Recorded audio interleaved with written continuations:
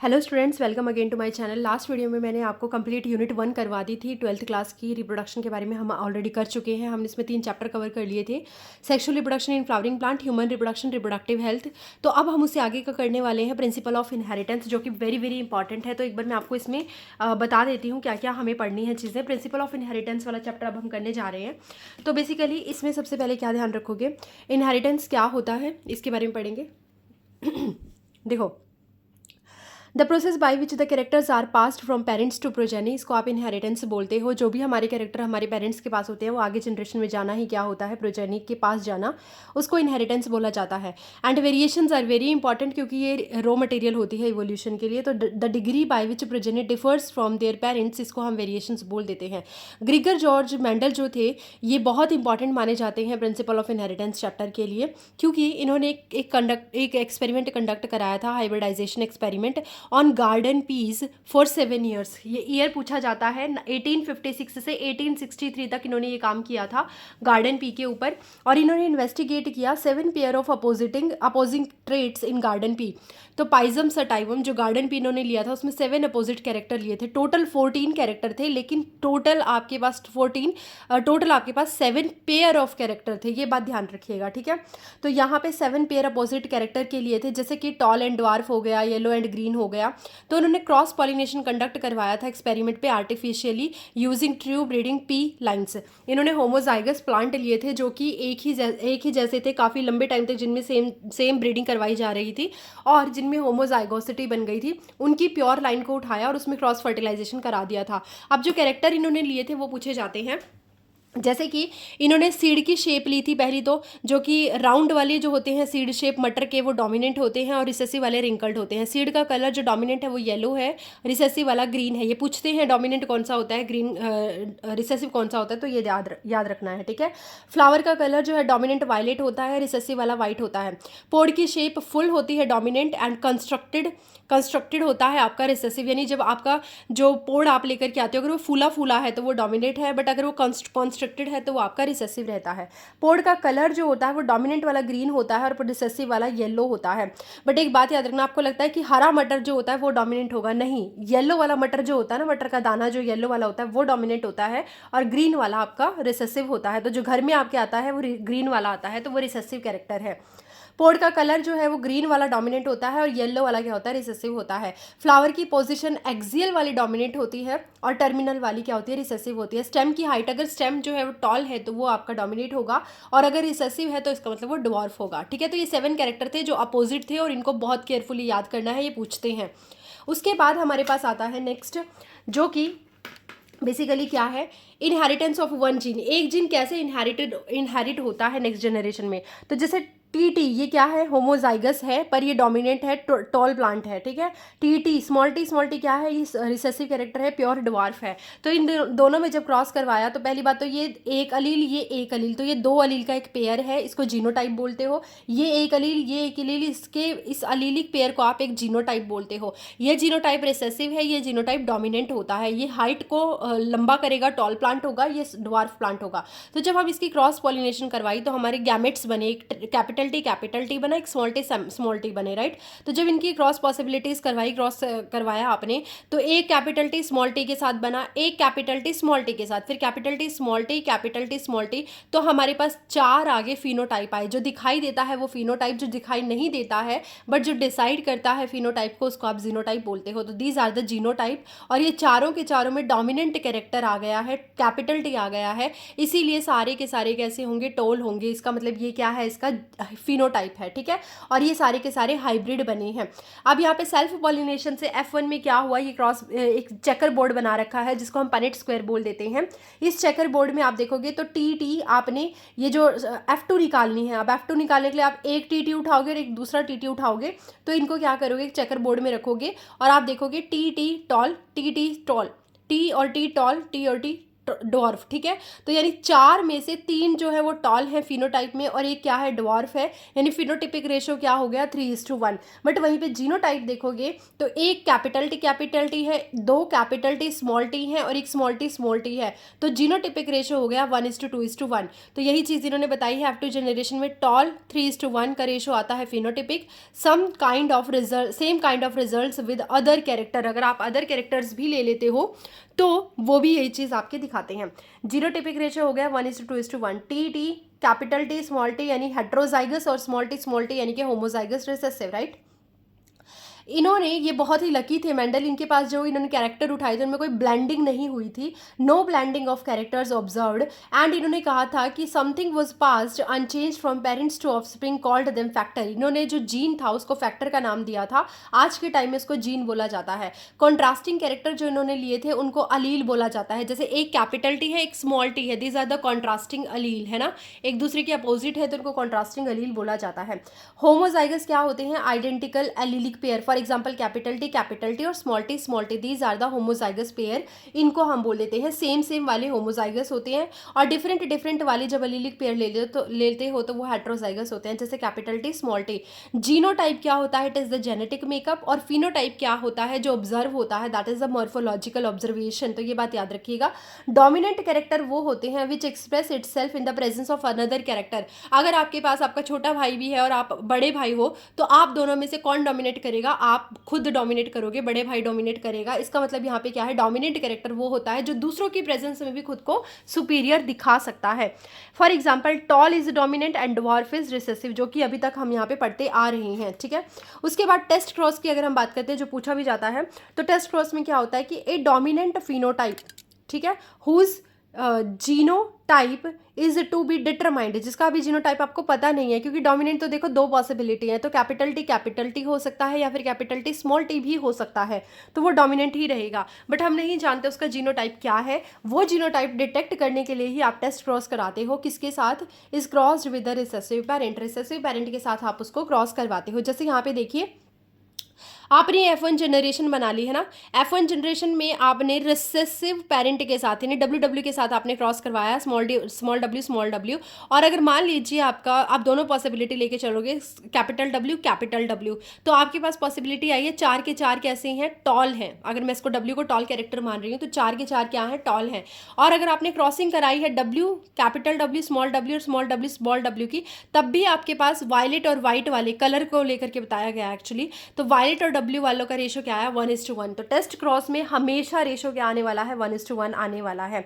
Mendel जी ने कुछ law दिए थे, law of dominance, law of segregation. उन्होंने कहा था कि characters are controlled by the discrete units, जिसको वो फैक्टर बोल रहे थे, विच अकर इन पेयर्स, जिसको आप एलिलिक पेयर बोलते हो, where one member of the pair dominates यानी dominate over the other recessive, यानी कि रिसेसिव के ऊपर डोमिनेट जब अपना सप्रेशन दिखाता है, अपने आप को ऊपर रखता है, सुपीरियर होता है, तो उसको आप बोलते हैं लॉ ऑफ डोमिनेंस। और सेकंड था लॉ ऑफ सेग्रीगेशन। इन्होंने कहा था कि जो एलील्स हैं, ये एलील्स जो है ये कभी भी ब्लेंड नहीं करती, alleles do not blend, they tend to separate during gamete. तो जब इनका गैमेट्स बनना होता है तो डब्ल्यू अलग निकल जाता है, कैपिटल डब्ल्यू अलग, स्मॉल डब्ल्यू अलग निकल जाता है, gamete formation such that each gamete receives only one of the 2 factor. इन दोनों जीनोटाइप में से एक गैमेट के पास सिर्फ एक ही फैक्टर जाता है, तो ये इन्होंने कहा था लॉ ऑफ सेग्रीगेशन। उसके बाद एक अनदर फीचर आया जिसको आप बोलते हो इनकम्प्लीट डोमिनेंस, जिसके ऊपर कई बार भर के क्वेश्चन आते हैं। इन्होंने देखा था inheritance of flower colour in dog flower, जिसको आप स्नैपड्रैगन बोलते हो। पहली बात तो यही क्वेश्चन बन गया, किसके अंदर देखा गया था इनकम्प्लीट डोमिनेंस को, स्नैपड्रैगन यानी फ्लावर के इनहेरिटेंस ऑफ फ्लावर कलर के अंदर देखा गया था। कौन से फ्लावर के अंदर, डॉग फ्लावर के अंदर। Both genotypic and phenotypic ratio यहाँ पे आया था 1:2:1। अब तक हमने देखा था मेंडल में 3:1 का रेशो आया था फिनोटिपिक और 1:2:1 आया था जीनोटिपिक। बट यहाँ पे इनकम्प्लीट डोमिनेंस में जीनोटाइप और फिनोटाइप दोनों ही क्या आए हैं, 1:2:1 आए हैं।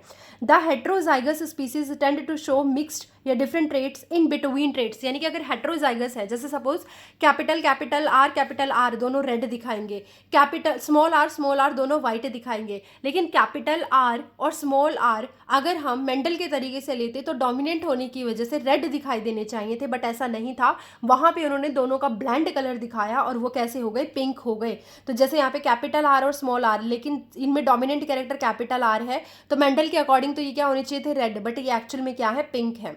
तो यहाँ से ये समझ में आया कि जब आप रेड और व्हाइट को क्रॉस कराते हो तो आपको पिंक मिलते हैं, सेल्फ क्रॉसिंग से आपको पिंक मिले। अब इसमें आपने फिर से सेल्फ क्रॉसिंग कराई है F1 जनरेशन में, आर की, कैपिटल आर स्मॉल आर के साथ सेल्फिंग से हमें क्या मिला है, एक तो मिला है capital R 1, R capital R small R 1। तो रेड, पिंक और वाइट यानी 1:2:1 का रेशो हमें मिलता है F2 जनरेशन में, which is very very important to know. यही क्वेश्चंस आपसे पूछे जाएंगे कि इनकम्प्लीट डोमिनेंस में जीनोटिपिक और फिनोटिपिक रेशो कैसा होता है। अब आगे हम बात करेंगे कोर डोमिनेंस की। जब रिसेसिव और डोमिनेंट वाला चैप्टर ही खत्म हो जाए, यानी कि डोमिनेट और जो रिसेसिव है उसका कंसेप्ट क्लैरिटी ही ना हो, वहाँ पे दोनों खुद को रिप्रेजेंट करें, तो उसको आप बोलते हो core dominance. When F1 generation represent both the parents together, दोनों के कैरेक्टर आते हैं। For example blood group in human ABO type, it is controlled by ABO blood group जो होता है वो एक जीन से कंट्रोल होता है जिसको आप आई बोलते हो। और एक पॉपुलेशन के अंदर इस आई जीन की 3 अलील होती हैं, IA, IB एंड आई, ठीक है, या फिर I1 लगा रखा है यहाँ पे। तो IA, IB ये दोनों डोमिनेंट है। अब कायदे से अगर IA, I आएगा तो A वाला दिखाई देगा कलर, है ना, सॉरी A वाला ब्लड ग्रुप दिखाई देगा। अगर IB और I आएगा तो B वाला दिखाई देगा। बट अगर IA और IB आ गया तो दोनों ही डोमिनेंट है, इस कंडीशन में दोनों ही दिखाई देंगे, तो ये हो जाएगा AB ब्लड ग्रुप, इसको कोडोमिनेंस बोलते हैं। फॉर एग्जाम्पल इन्होंने लिखा भी है कॉम्बिनेशन बना करके कि IA के साथ मैच करेगा तो ये ब्लड ग्रुप A वाला आएगा, IA, IB दोनों आएंगे साथ में तो दोनों खुद को डोमिनेंट करेंगे, तो दोनों का एक अनदर आएगा ब्लड ग्रुप AB जो कि को डोमिनेंस शो करता है। IA और I की अगर हम बात करें तो ये अलील आएगी, यहाँ पे ये रिसेसिव है, ये डोमिनेंट है, तो डोमिनेंट वाला कैरेक्टर आएगा। IB दोनों का B आ जाएगा, IB जो है वो डोमिनेट B हो जाएगा, और I जब कोई है ही नहीं एक्सप्रेशन के लिए तो वो B ब्लड ग्रुप, तो वो 0 ब्लड ग्रुप आ जाएगा, यानी कि कोई यहाँ पे अलील है ही नहीं, है ना, कोई जीनोटिपिक अलील है ही नहीं। मल्टीपल अलील्स वो होती है जब पॉपुलेशन में 2 से ज़्यादा अलील होती हैं किसी भी कैरेक्टर को डिसाइड करने के लिए। When a gene has more than 2 alleles in a population governing the same character, for example blood groups in human, इसके लिए 3 अलील हैं, A, B और I, ठीक, तो ये इंपॉर्टेंट था।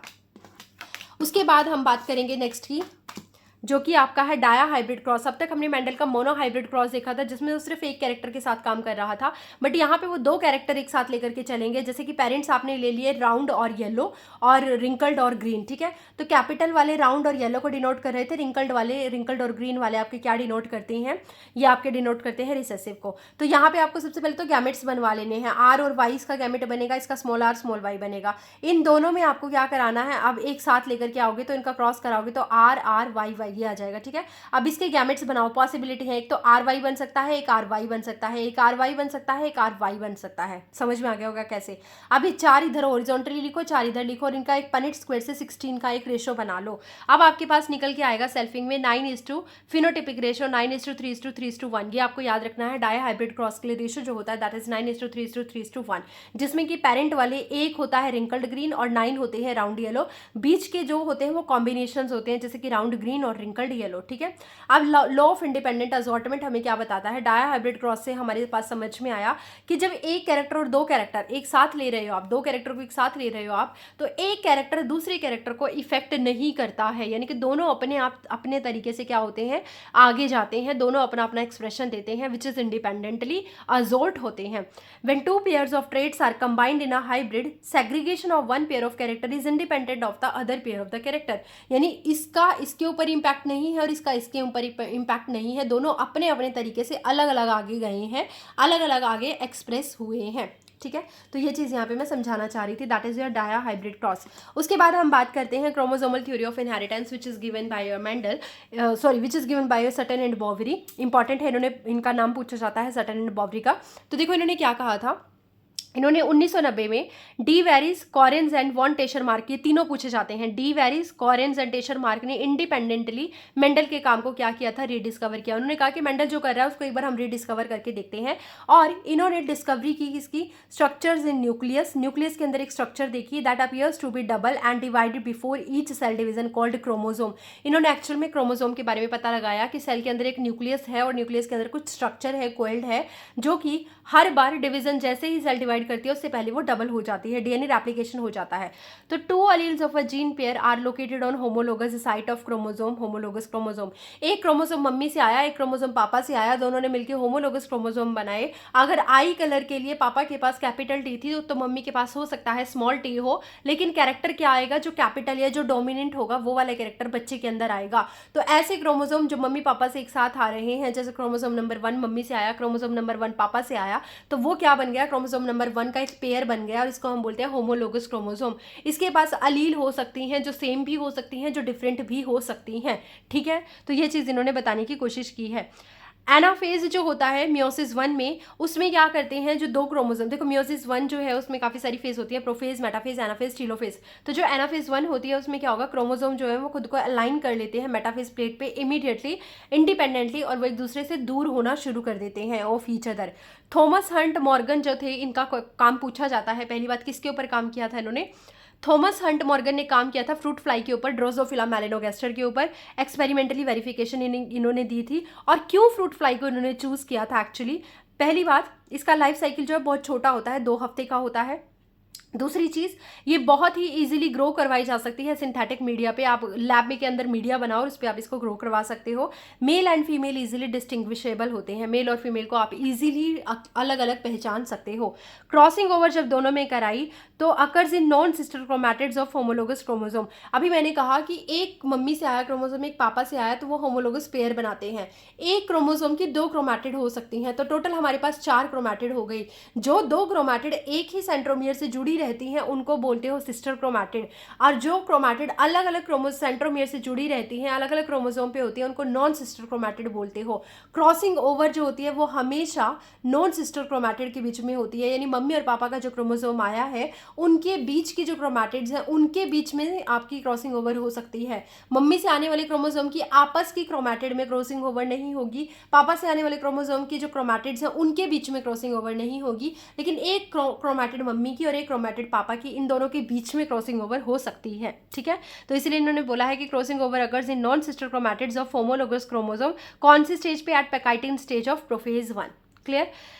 आगे जो थॉमस हंट मॉर्गन थे, इन्होंने कुछ टर्म्स भी कॉइन की जिसको हम बोलते हैं लिंकेज। देखो, जो आपके मेंडल थे उन्होंने बोल दिया था कि एक कैरेक्टर कभी भी ब्लेंड नहीं होता दूसरे कैरेक्टर के साथ, बट इन्होंने कहा थॉमस हंट मॉर्गन ने कि अगर कैरेक्टर बहुत पास पास सिचुएटेड है ना, तो वो इजीली एक दूसरे के जो कैरेक्टर हैं एक दूसरे को इम्पैक्ट करते हैं, एक दूसरे के ऊपर असर डालते हैं।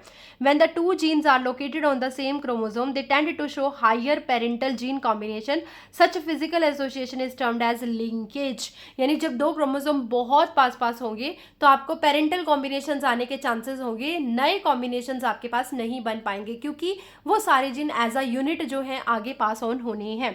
रिकॉम्बिनेशन कब बनते हैं, जब आपकी लिंकेज वाली कोई सीन नहीं है या फिर बहुत दूर दूर आपके क्रोमोसोम के जीन रखे गए हैं, अब उनमें क्रॉसिंग ओवर के चांसेस हाई हो जाते हैं और नई पॉसिबिलिटीज बन जाती हैं। तो recombination is basically it describes the generation of non-parental gene combination. Both linkage and recombination can be studied via gene mapping. आप जीन मैप का यूज करके ये पता लगा सकते हो कि एक क्रोमोसोम पे एक जीन जो है वो कितनी दूर रखा गया है, और इसको आप सेंटीमॉर्गन यूनिट में मेजर भी करते हो, मैप यूनिट में भी आप इसको मेजर करते हो। तो ये आपका एक क्रोमोसोमल थ्योरी ऑफ इनहेरिटेंस के बारे में हमने बात की। नाउ हम बात करने जा रहे हैं पॉलीजेनिक इनहेरिटेंस। तो इट इज़ वेरी इंपॉर्टेंट। मैं आपको बता देती हूँ, प्रिंसिपल वाला चैप्टर वैसे तो बहुत ज़्यादा इंपॉर्टेंट है, नीट में क्वेश्चन पूछ लेते हैं, बट जिन बच्चों को ये आता है उनको आता है, जिनको नहीं आता उनको नहीं आता। मैं पहले ही बोल देती हूँ, जिनको आता है, नहीं आता नहीं आता। क्यों? क्योंकि ये थोड़ा सा मुश्किल चैप्टर है, तो प्लीज़ बी केयरफुल, एटलीस्ट इतना करके चले जाना जितना मैं बता रही हूँ। पॉलीजेनिक इनहेरिटेंस का मतलब होता है कि जब कोई भी ट्रेट जो है, कोई भी कैरेक्टर जो है वो मोर देन 1 जीन से कंट्रोल होता है, उसको हम पॉलीजेनिक इनहेरिटेंस बोल देते हैं। When the traits are controlled by 3 और more genes it is called as polygenic inheritance. Phenotypic effect contribution each allele, for example skin colour in human. Skin colour को डिसाइड करने के लिए ह्यूमन में 3 gene होते हैं। अब वो तीनों जीन अपना अपना असर अलग अलग दिखाते हैं। अगर वो तीनों जीन डोमिनेंट फॉर्म में है तो इंसान जो है उसका कलर जो होगा वो टोटली ब्लैक हो सकता है। अगर तीनों जीन अपनी रिसेसिव फॉर्म में है तो उसका जो कलर है, ह्यूमन का जो कलर होगा वो टोटली फेयर हो सकता है। इसका मतलब यहाँ पे क्वांटिटी के ऊपर डिसाइड हो रहा है कि कितने डोमिनेंट जीन है, कितने रिसेसिव जीन है, 3 पेयर में से। तो जितना ज्यादा डोमिनेंट होगा उतना ब्लैक की तरफ जाओगे, जितना ज्यादा रिसेसिव होगा ह्यूमन का स्किन कलर उतना ही ज्यादा फेयर हो सकता है। प्लियोट्रॉपी क्या होता है? When a single gene exhibits multiple phenotypic expression, इसके टोटली अपोजिट है, जब एक जीन जो है वो बहुत सारे कैरेक्टर को क्या करता है, कंट्रोल करता है. For example phenylketonuria is caused by mutation in a gene that codes for enzyme phenylalanine hydroxylase which causing mental retardation, reduction in hair and skin pigmentation. इनका कहने का मतलब है कि एक जीन है जिसमें म्यूटेशन हो गई है एंड वो जीन एक एंजाइम बनाता था जिसका नाम था फिनाइलएलेनिन हाइड्रोक्सिलेज. फिनाइलएलेनिन हाइड्रोक्सिलेज बनाने वाले जीन के अंदर म्यूटेशन हो गई और अब इससे एक प्रॉब्लम क्रिएट हो गई जिसको फिनाइल कीटोन यूरिया बोला जाता है. लेकिन ये सिर्फ एक प्रॉब्लम क्रिएट नहीं हुई है, इसकी वजह से बहुत सारी अनदर प्रॉब्लम भी क्रिएट हो गई हैं. यानी एक चीज़ ने काफ़ी सारी चीज़ों को कंट्रोल कर लिया है. क्या क्या प्रॉब्लम हो गई है? मेंटल रिटार्डेशन हो गई है, हेयर रिडक्शन हो गई है, स्किन पिगमेंटेशन हो गई है. तो ये क्वेश्चन पूछा जाता है आपका प्लियोट्रॉपी वाला फिनाइल कीटोन यूरिया पे. How we can determine the sex, sex को डिटरमाइन करने के लिए कौन कौन सी पॉसिबिलिटीज़ होती हैं, तो ये भी पूछते हैं कि काफ़ी सारे इंसेक्ट जो होते हैं उनमें mechanism of sex determination is XO type. Eggs fertilized by sperms having X chromosome become female and without X chromosome male. Simple हमारी तरह फीमेल यहाँ पे जो होगी उसमें XX हो सकता है और जो मेल होगा उसमें X और O होगा. ठीक है, इंसेक्ट वाले में. For example grasshopper. Chromosome other than X chromosome are autosome. X chromosome के अलावा कोई भी क्रोमोजोम होते हैं उनको आप ऑटोजोम बोलते हो. एक्स क्रोमोजोम को आप सेक्स क्रोमोजोम बोलते हो. इन ह्यूमन एंड ड्रोसोफिला में क्या होगा? X x chromosome represent female और एक्स वाई रिप्रेजेंट मेल. तो ये हमारी तरह है. ग्रास होपर में भी बिल्कुल ऐसा ही है, एक्स एक्स फीमेल है और एक्स ओ जो है वो मेल है. ठीक है. ह्यूमन्स में 23 पेयर ऑफ क्रोमोजोम प्रेजेंट होते हैं जिनमें से पहले 22 को आप ऑटोजोम बोलते हो और मेल और फीमेल में सिमिलर होते हैं एग्जैक्टली. बट लास्ट वाला क्रोमोजोम डिफरेंट होता है. मेल में एक्स वाई होता है, फीमेल में एक्स एक्स होता है जिसको आप सेक्स क्रोमोजोम बोलते हो. हनी बी की बात करें तो fertilisation leads to the development of the female. अगर फर्टिलाइजेशन हुई है तो वहाँ पे रानी बनेगी, क्वीन बनेगी और वर्कर बनेगी. लेकिन अगर वहाँ पे अनफर्टिलाइज एग है, फर्टिलाइजेशन नहीं हुई है, इस क्रोमोजोम की फर्टिलाइजेशन नहीं हुई है, तो वो वहाँ पे ड्रोन बनेगा यानी कि मेल बनेगा. तो ये बात याद रखना.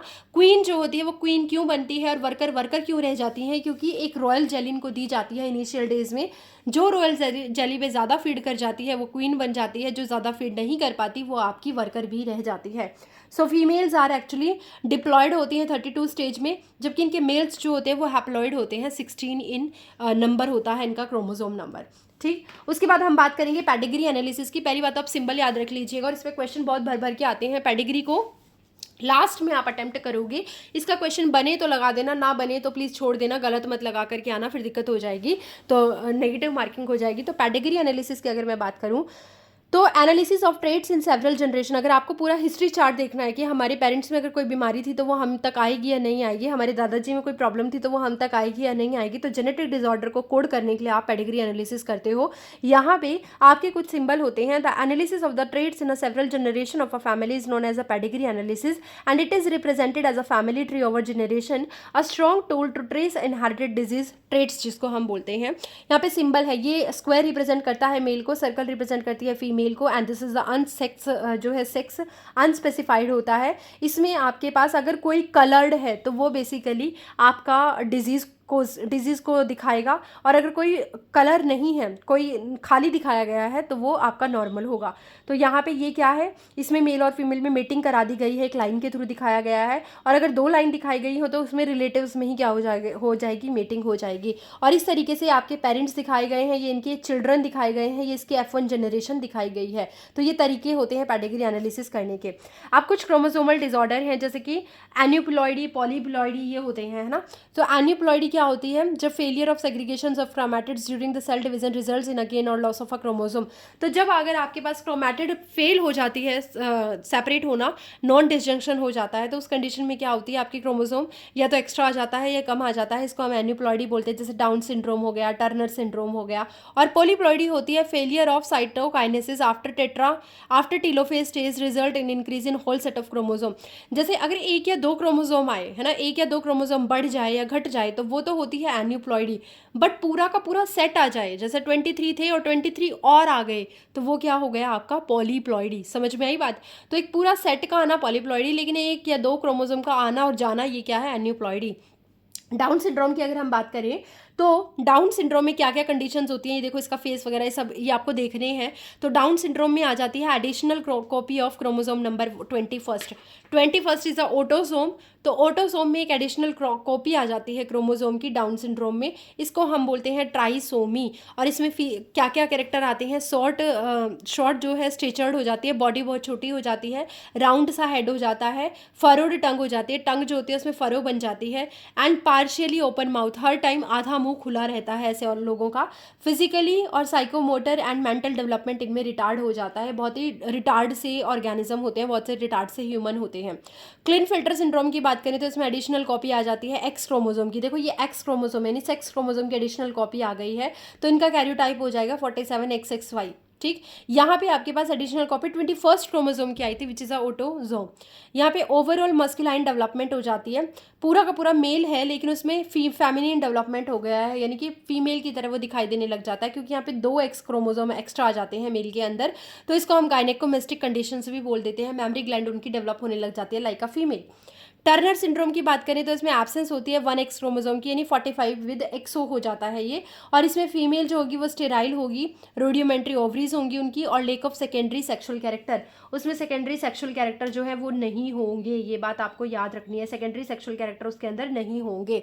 ठीक है, समझ में आ गया। तो ये था आपका प्रिंसिपल ऑफ इनहेरिटेंस। लेकिन इसमें एक म्यूटेशन वाला पार्ट भी है, म्यूटेशन मैं आपको करा देती हूँ। तो म्यूटेशन देखो इंपॉर्टेंट है। म्यूटेशन की बात करते हैं तो alteration of DNA sequences that result in a change of both genotype and phenotype.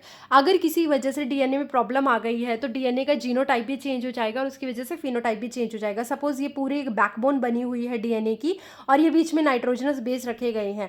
अगर इस बैकबोन में जो आपका ये डीएनए है यहाँ से सपोज टूट गया है ना, तो ये क्या है, एक तरीके की अबनॉर्मेलिटी है। और म्यूटेशन की अगर हम बात करें तो 2 तरीके की हो सकती है, या तो जीन में म्यूटेशन हुई हो या क्रोमोसोम के अंदर ही म्यूटेशन हुई हो। क्रोमोसोम में म्यूटेशन होती है तो उसको क्रोमोसोमल एब्रिएशन बोलते हैं, जिसमें क्रोमोसोम या तो डिलीट होगा या इन्वर्ट हो जाएगा या डुप्लीकेशन हो जाएगी या ट्रांसलोकेशन हो जाएगा। यानी कि या तो एक क्रोमोसोम डिलीट हो जाएगा या वो उल्टा हो जाएगा या उसकी डबल कॉपी बन जाएगी या वो एक क्रोमोसोम का एक पार्ट एक जगह से हट के दूसरी जगह लग जाएगा। हेट्रोप्लॉइडी में आ जाएगा जब यूप्लॉइडी और एन्यूप्लॉइडी। एन्यूप्लॉइडी का मतलब होता है changes in number of chromosome, chromosome के नंबर में चेंज हो गया है, एक ज़्यादा आ गया है, एक कम आ गया, 2 ज़्यादा आ गए हैं, 2 कम आ गए हैं, तो इसको हम बोलते हैं हाइपो एन्यूप्लॉइडी और हाइपर एन्यूप्लॉइडी। हाइपो का मतलब है कि 2n जो थे, मान लीजिए 46 थे, उसमें से एक घट गया। या फिर डबल मोनोसोमी का मतलब है आपके पास 46 थे, उसमें से एक घट गया और एक और घट गया, यानी 2 घट गए। नलीसोमी का मतलब 2n-2, एक ही पूरा का पूरा क्रोमोसोम एक पूरा हट गया है। और डबल नलीसोमी 2n-2, ठीक है। और हाइपर एन्यूप्लॉइडी में ट्राइसोमी होगी, एक एक्स्ट्रा आ गया 2n+1, डबल ट्राइसोमी हो गई 2n+1+1, टेट्रासोमी हो गई 2n+2, डबल टेट्रासोमी हो गई 2n+2+2, ठीक है। तो ये क्या है, एन्यूप्लॉइडी। यूप्लॉइडी क्या होते हैं, changes in the set of the chromosome, जैसे कि मोनोप्लॉइडी यानी 2n में से एक n घट गया, पूरा का पूरा हैप्लॉइड सेट 46 था, 23 घट गए। पॉलीप्लॉइडी में क्या होगा, ट्राई यानी 2n थे, एक और आ गया तो ये 3n हो गया। टेट्रान में 2n थे, 2n और आ गए टेट्रान। पेंटा में थे 2n+3n, यानी कि मान लीजिए 46 थे, यहाँ पे मान लीजिए 46 थे, 46 और आ गए, 46 थे 23 और आ गए, 46 थे 72 और आ गए। तो ये पूरा एक चेंज हो जाता है। जीन म्यूटेशन 2 तरीके की होती है, तो पॉइंट म्यूटेशन होती है, फ्रेम शिफ्ट म्यूटेशन होती है। पॉइंट म्यूटेशन की अगर हम बात करें तो उसमें नाइट्रोजनस बेस जो होते हैं वो रिप्लेस हो जाते हैं बाय अनदर नाइट्रोजनस बेस, जैसे कि एडेनिन को रिप्लेस कर दो ग्वानिन से, एडेनिन को रिप्लेस कर दो थाइमीन से, इस तरीके से, है ना। तो जब एडेनिन को ग्वानिन से रिप्लेस करते हैं या ग्वानिन को एडेनिन से रिप्लेस करते हैं तो उसको हम बोलते हैं ट्रांजिशन। या फिर आप थाइमिन को साइटोसिन से रिप्लेस कर दो या साइटोसिन को थाइमिन से रिप्लेस कर दो, तो ये होती है ट्रांजिशन। लेकिन अगर मैं एक एडेनिन को एक थाइमिन से रिप्लेस कर दूं या फिर एक साइटोसिन को एक ग्वानिन से रिप्लेस कर दूं तो वो होती है ट्रांसवर्जन, जिसको आप प्यूरिन में पायरिमिडिन से रिप्लेस कर देते हो। फ्रेम शिफ्ट म्यूटेशन में क्या होता है कि आप एक अगर न्यूक्लियोटाइड भी हटा देते हो तो उसके बाद पूरा का पूरा सिनेरियो चेंज हो जाता है, पढ़ने का पूरा सिनेरियो चेंज हो जाता है। इसको हम बोलते हैं frame shift mutation, frame shift mutation, ठीक है। अब ये तो था पूरा का पूरा आपका जो मैंने कराया है, दिस इज योर कंप्लीटली, इसको हम बोलते हैं ओके। तो म्यूटेशन आपका कंप्लीट हो गया है और प्रिंसिपल ऑफ इनहेरिटेंस आपका चैप्टर कंप्लीट है। अभी ना लास्ट वाली कंप्लीट यूनिट 1 में मैं मेंस्ट्रुअल साइकिल बताना भूल गई थी, जो कि मेरे माइंड से कंप्लीटली स्किप हो गया था। अभी एक बार मैं बता देती हूँ आपको मेंस्ट्रुअल साइकिल जो ह्यूमन रिप्रोडक्शन यूनिट में है वो इसी में इंक्लूड कर देती हूँ, ताकि आपका ये पार्ट छूटे ना, ये इंपॉर्टेंट है। मेंस्ट्रुअल साइकिल जो है वो रिप्रोडक्टिव साइकिल होती है फीमेल प्राइमेट के अंदर, और इसको मेंस्ट्रुअल साइकिल बोला जाता है। फ्रॉम प्यूबर्टी स्टार्ट, जब प्यूबर्टी से स्टार्ट होती है तो उस कंडीशन को मेनार्क बोला जाता है, और जब ये खत्म होती है, बंद होती है, तो स्टॉप हो जाती है अराउंड 50 ईयर्स एज, इसको मेनोपॉज बोल दिया जाता है। हर इंटरवल में 28 टू 29 डेज के इंटरवल में ये रिपीट होती है, और ओवुलेशन होता है during the middle of each cycle. जैसे ये देखो 3 फेज है, इसमें 4 फेज है। पहली 7 दिन की या 5 दिन की होती है menstrual phase, endometrial lining break हो जाती है यूट्रस की और मेंस्ट्रुएशन होती है, ब्लीडिंग आनी शुरू हो जाती है, 50 से 100 मिलीलीटर ब्लड लॉस होता है, और अगर ओवम फर्टिलाइज ना हुआ हो तब ये कंडीशन आती है। उसके बाद सेकंड फेज आती है जिसको हम बोलते हैं फॉलिकुलर फेज। यहाँ पे फॉलिकल ग्रो करने शुरू कर देते हैं, 8 से लेकर के 13th डे की ये फेज होती है। प्राइमरी फॉलिकल ग्रो करता है और मेच्योर हो जाता है, ग्राफियन फॉलिकल बन जाता है, और एंडोमेट्रियम यहाँ पे रीजनरेट करने लग जाती है, यानी कि यूट्रस की लाइनिंग बनने लग जाती है, प्रोलिफरेशन उसकी होने लग जाती है, और LH और FSH जो है धीरे धीरे बढ़ना शुरू हो जाते हैं। 13th डे पे एस्ट्रोजन मैक्सिमम होता है। एस्ट्रोजन जो है पॉजिटिव फीडबैक देता है ल्यूटेनाइजिंग हार्मोन को, बदले में ल्यूटेनाइजिंग हार्मोन 14th डे पे सबसे ज़्यादा होता है, इसको हम बोलते हैं LH सर्ज, और जैसे ही LH सर्ज आती है वैसे ही आपका ओवुलेशन हो जाता है, यानी कि सेकेंडरी oocyte बाहर निकल जाता है, ग्राफियन फॉलिकल रप्चर हो जाता है। तो ovulation mainly takes place at the day of 14th। Rapid surge in the secretion of LH and FSH, बहुत ज़्यादा यहाँ पे LH और FSH बढ़ता है, और रप्चर ऑफ ग्राफियन फॉलिकल हो जाता है। यहाँ पे ग्राफियन फॉलिकल जैसे ही टूटता है सेकेंडरी oocyte बाहर, इसको ओवुलेशन फेज बोलते हैं। 1 दिन की रहती है, 14 तारीख को ये होती है, यानी कि 14th डे पे होती है 28 डेज की फीमेल में। और इसके बाद जो ग्राफियन फॉलिकल बचा ये आपका क्या कन्वर्ट हो जाता है, कॉर्पस ल्यूटियम में कन्वर्ट हो जाता है, which is a yellow colour body. And अगले 7 दिन तक ये आपका क्या करता है, प्रोजेस्टेरोन को मैक्सिमम करवाता है, जो कि आपका ल्यूटियल फेज या सेक्रेटरी फेज में काउंट किया जाता है। इसमें ग्राफियन फॉलिकल जो ट्रांसफॉर्म हो जाते हैं कॉर्पस ल्यूटियम के अंदर, and it secretes large amount of progesterone to maintain endometrium. Endometrium को मेंटेन करने के लिए ज़्यादा अमाउंट में कॉर्पस ल्यूटियम जो है प्रोजेस्टेरोन रिलीज करता है। अगर फर्टिलाइजेशन ना हुई हो तो कॉर्पस ल्यूटियम डीजेनरेट हो जाता है और ये पूरी की पूरी साइकिल वापस चल जाती है। बट अगर फर्टिलाइजेशन हो जाए तो क्या होगा, तो स्पर्म जो है पहली बात तो वो सर्विक्स में पहुंचेंगे, सर्विक्स से यूट्रस तक पहुंचेंगे, एम्पुला के रीजन तक पहुंचेंगे, वहाँ पे ओवम उनको मिलेगा और फैलोपियन ट्यूब में ही क्या हो जाएगी, फर्टिलाइजेशन हो जाएगी। स्पर्म्स एंड ओवा कम्स इन कॉन्टैक्ट, एंड जो सेकेंडरी oocyte के चारों तरफ एक लेयर होती है जिसको जोना पेल्यूसिडा बोलते हैं, उसके साथ ही क्या करेगा, टच हो जाएगा। और ऐसी कंडीशन में जब एक दूसरे के पास आएंगे तो फर्टिलाइजेशन होगा, मेम्ब्रेन में क्या होगा, चेंजेस होंगे, ताकि अदर स्पर्म्स को रोका जा सके, दूसरे स्पर्म वहां तक रीच ना करें, और पॉलीस्पर्मी को रोक दिया जाता है, और स्पर्म एंटर टू साइटोप्लाज्म और न्यूक्लियस फ्यूजन होता है और जाइगोट बन जाता है। फाइनली ये इम्प्लांटेशन के लिए चला जाता है। तो आई होप ये समझ में आ गया होगा, ये मैं लास्ट वीडियो में भूल गई थी, मेरे दिमाग से निकल गया था, तो ये इंपॉर्टेंट था। पूरा का पूरा प्रिंसिपल ऑफ इनहेरिटेंस मैंने करा दिया। अगर ये वर्ड्स आ जाते हैं, एन्यूप्लॉइडी क्या होती है, जीन म्यूटेशन क्या होती है, पॉइंट म्यूटेशन क्या होती है, पॉइंट म्यूटेशन में कोई एक सिंगल न्यूक्लियोटाइड ही क्या होता है, चेंज होता है। फ्रेम शिफ्ट में आपका पढ़ने का तरीका ही चेंज हो जाता है। जैसे Ram has a red cap, right, अगर रेड में से मैंने आर हटा दिया तो जब आप अमीनो एसिड के लिए इसको पढ़ोगे तो पूरा का पूरा ही फेस सिनेरियो चेंज हो गया है। आप 3 न्यूक्लियोटाइड को लेकर के एक अमीनो एसिड के लिए पढ़ते हो।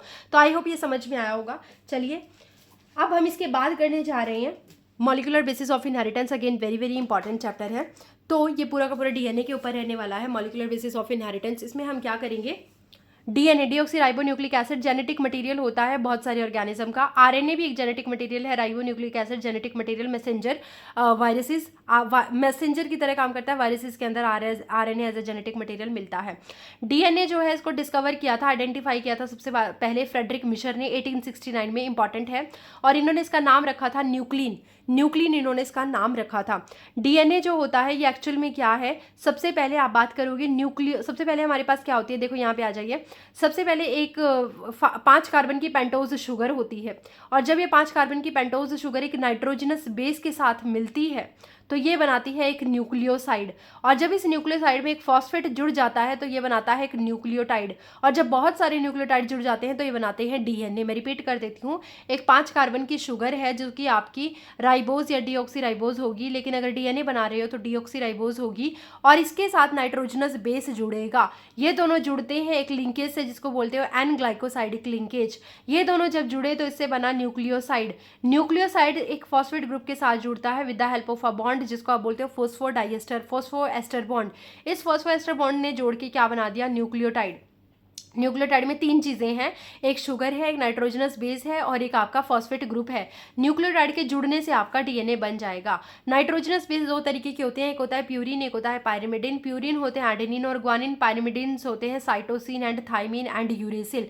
थाइमिन सिर्फ डीएनए में मिलता है, यूरेसिल सिर्फ आरएनए में मिलता है। This is a double standard structure, double helical model of DNA which is given by Watson and Crick, ये बात याद रखिएगा। एंड इसमें क्या है, बैकबोन बनती है शुगर फॉस्फेट की और बीच में नाइट्रोजनस बेस क्या रहते हैं, हाइड्रोजन बॉन्ड से जुड़े हुए रहते हैं।